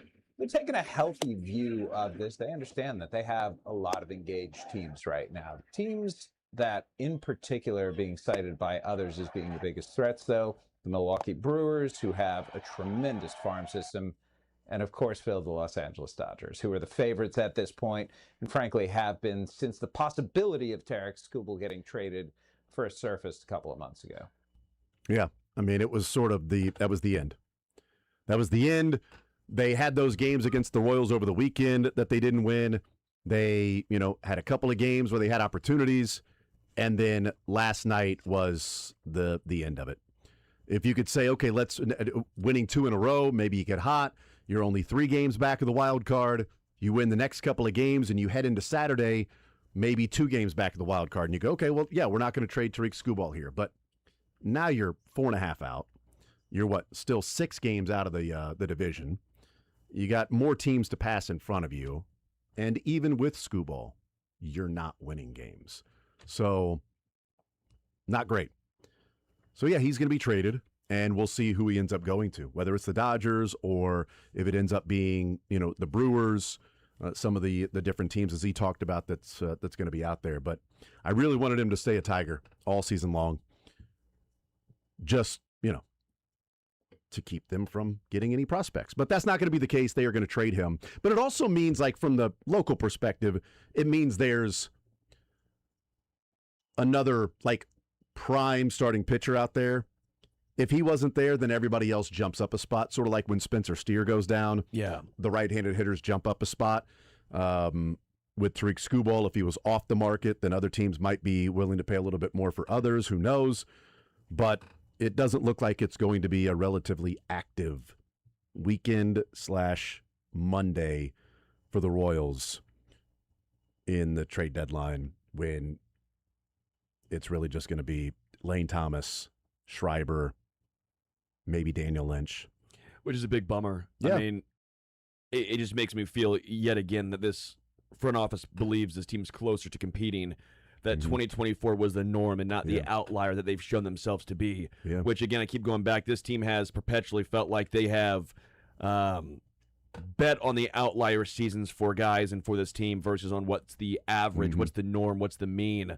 And I wonder if next year had no CBA issue, if there wasn't the, Boster only said that teams are not willing to take on money for next year, or not willing to pay anything to take on money, and just they're looking at more rentals because of the unknown of the CBA next year. I wonder if the CBA was not an issue, if this was 2 years ago, if then Lugo or Waka might be moved because teams would be willing to take on money, where it seems like they are just risk averse at this point with such an unknown about next year and the variance that could be there or not. I'm not sure what. And I don't get how the contracts would work then. I'd imagine. I mean, if it's 60 games, it would just be prorated. You're not paying the guy $20 million for 60 games. I'm slightly surprised, I guess, at how much of a factor that's been. I mean, maybe I shouldn't be, but yeah, if you have a $14 million contract and you have to pay 60% of it or a third of it, a third of it, whatever it be, it's going to be prorated. A little perplexed by by that, I guess.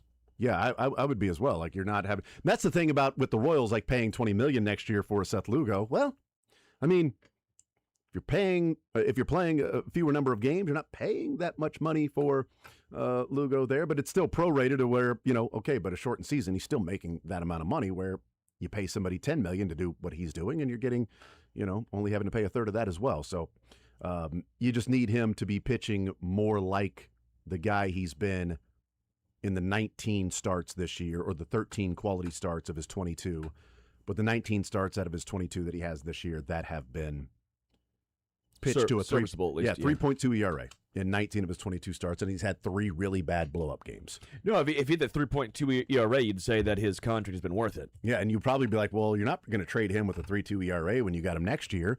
Or you might be like, you know what, you got to, because look, realistically, maybe you get something out of him, and you're probably not ready to compete in 27. Because I don't think they are. I mean, it's like, who's going to, if you're, and we talked about like the commentary, if somebody's got to pitch next year, right? Because Cole Reagans isn't going to be back till midseason. Kolek, maybe best case scenario is that he only misses a few months if he's got to go to surgery. Bergert had Tommy John. So, even if Bergert returns, it wouldn't be until like, August or September. And that's with the unknown of some of the other guys. Like, even Cole Reagans returning, like Cole Reagans having the brace as opposed to the Tommy John. Most guys, when they return from the elbow surgery, it takes them a little bit to get up to being the guy that they were. It's always like, okay, he's returning, and then next year he's going to be back to that guy. Great, that points to 2028. A lot of the things point to 2020. I think 28's the year. I think 27 next year. I think the Royals are fooling themselves. Again, they think that 24 is the answer and not the outlier, and this is where my frustration is going to lie at the trade deadline yet again. Now, again, if it's 60 games next year, wherever it's going to be, it's better for Kansas City. You have a better chance, right? Just less variance. You can get hot. Things can happen. The Nationals, right? Didn't they get hot in that 60-game season? The Royals were decent in that 60-game season. At least I remember them being, but I don't know that they were. I think they played to like a 420 winning percentage. Maybe not. Maybe it's just but I just remember a couple teams that weren't supposed to be good. They didn't lose as many games. That's a good point. They did not lose 100 games that year. That's true. Let's play this clip before we're done. This came up yesterday in training camp for the Chargers. Justin Herbert is now engaged to Madison Beer, and they announced their engagement on Instagram and Twitter, etc. And so Jim Harbaugh was asked about his quarterback being engaged. Yeah, we didn't know till after.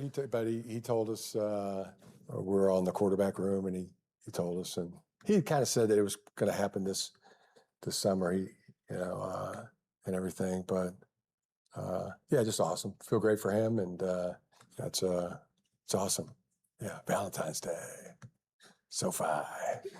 Ooh, yeah, stuff. You just little hairs on your arm start standing up. It's like it's so weird, man. Hell?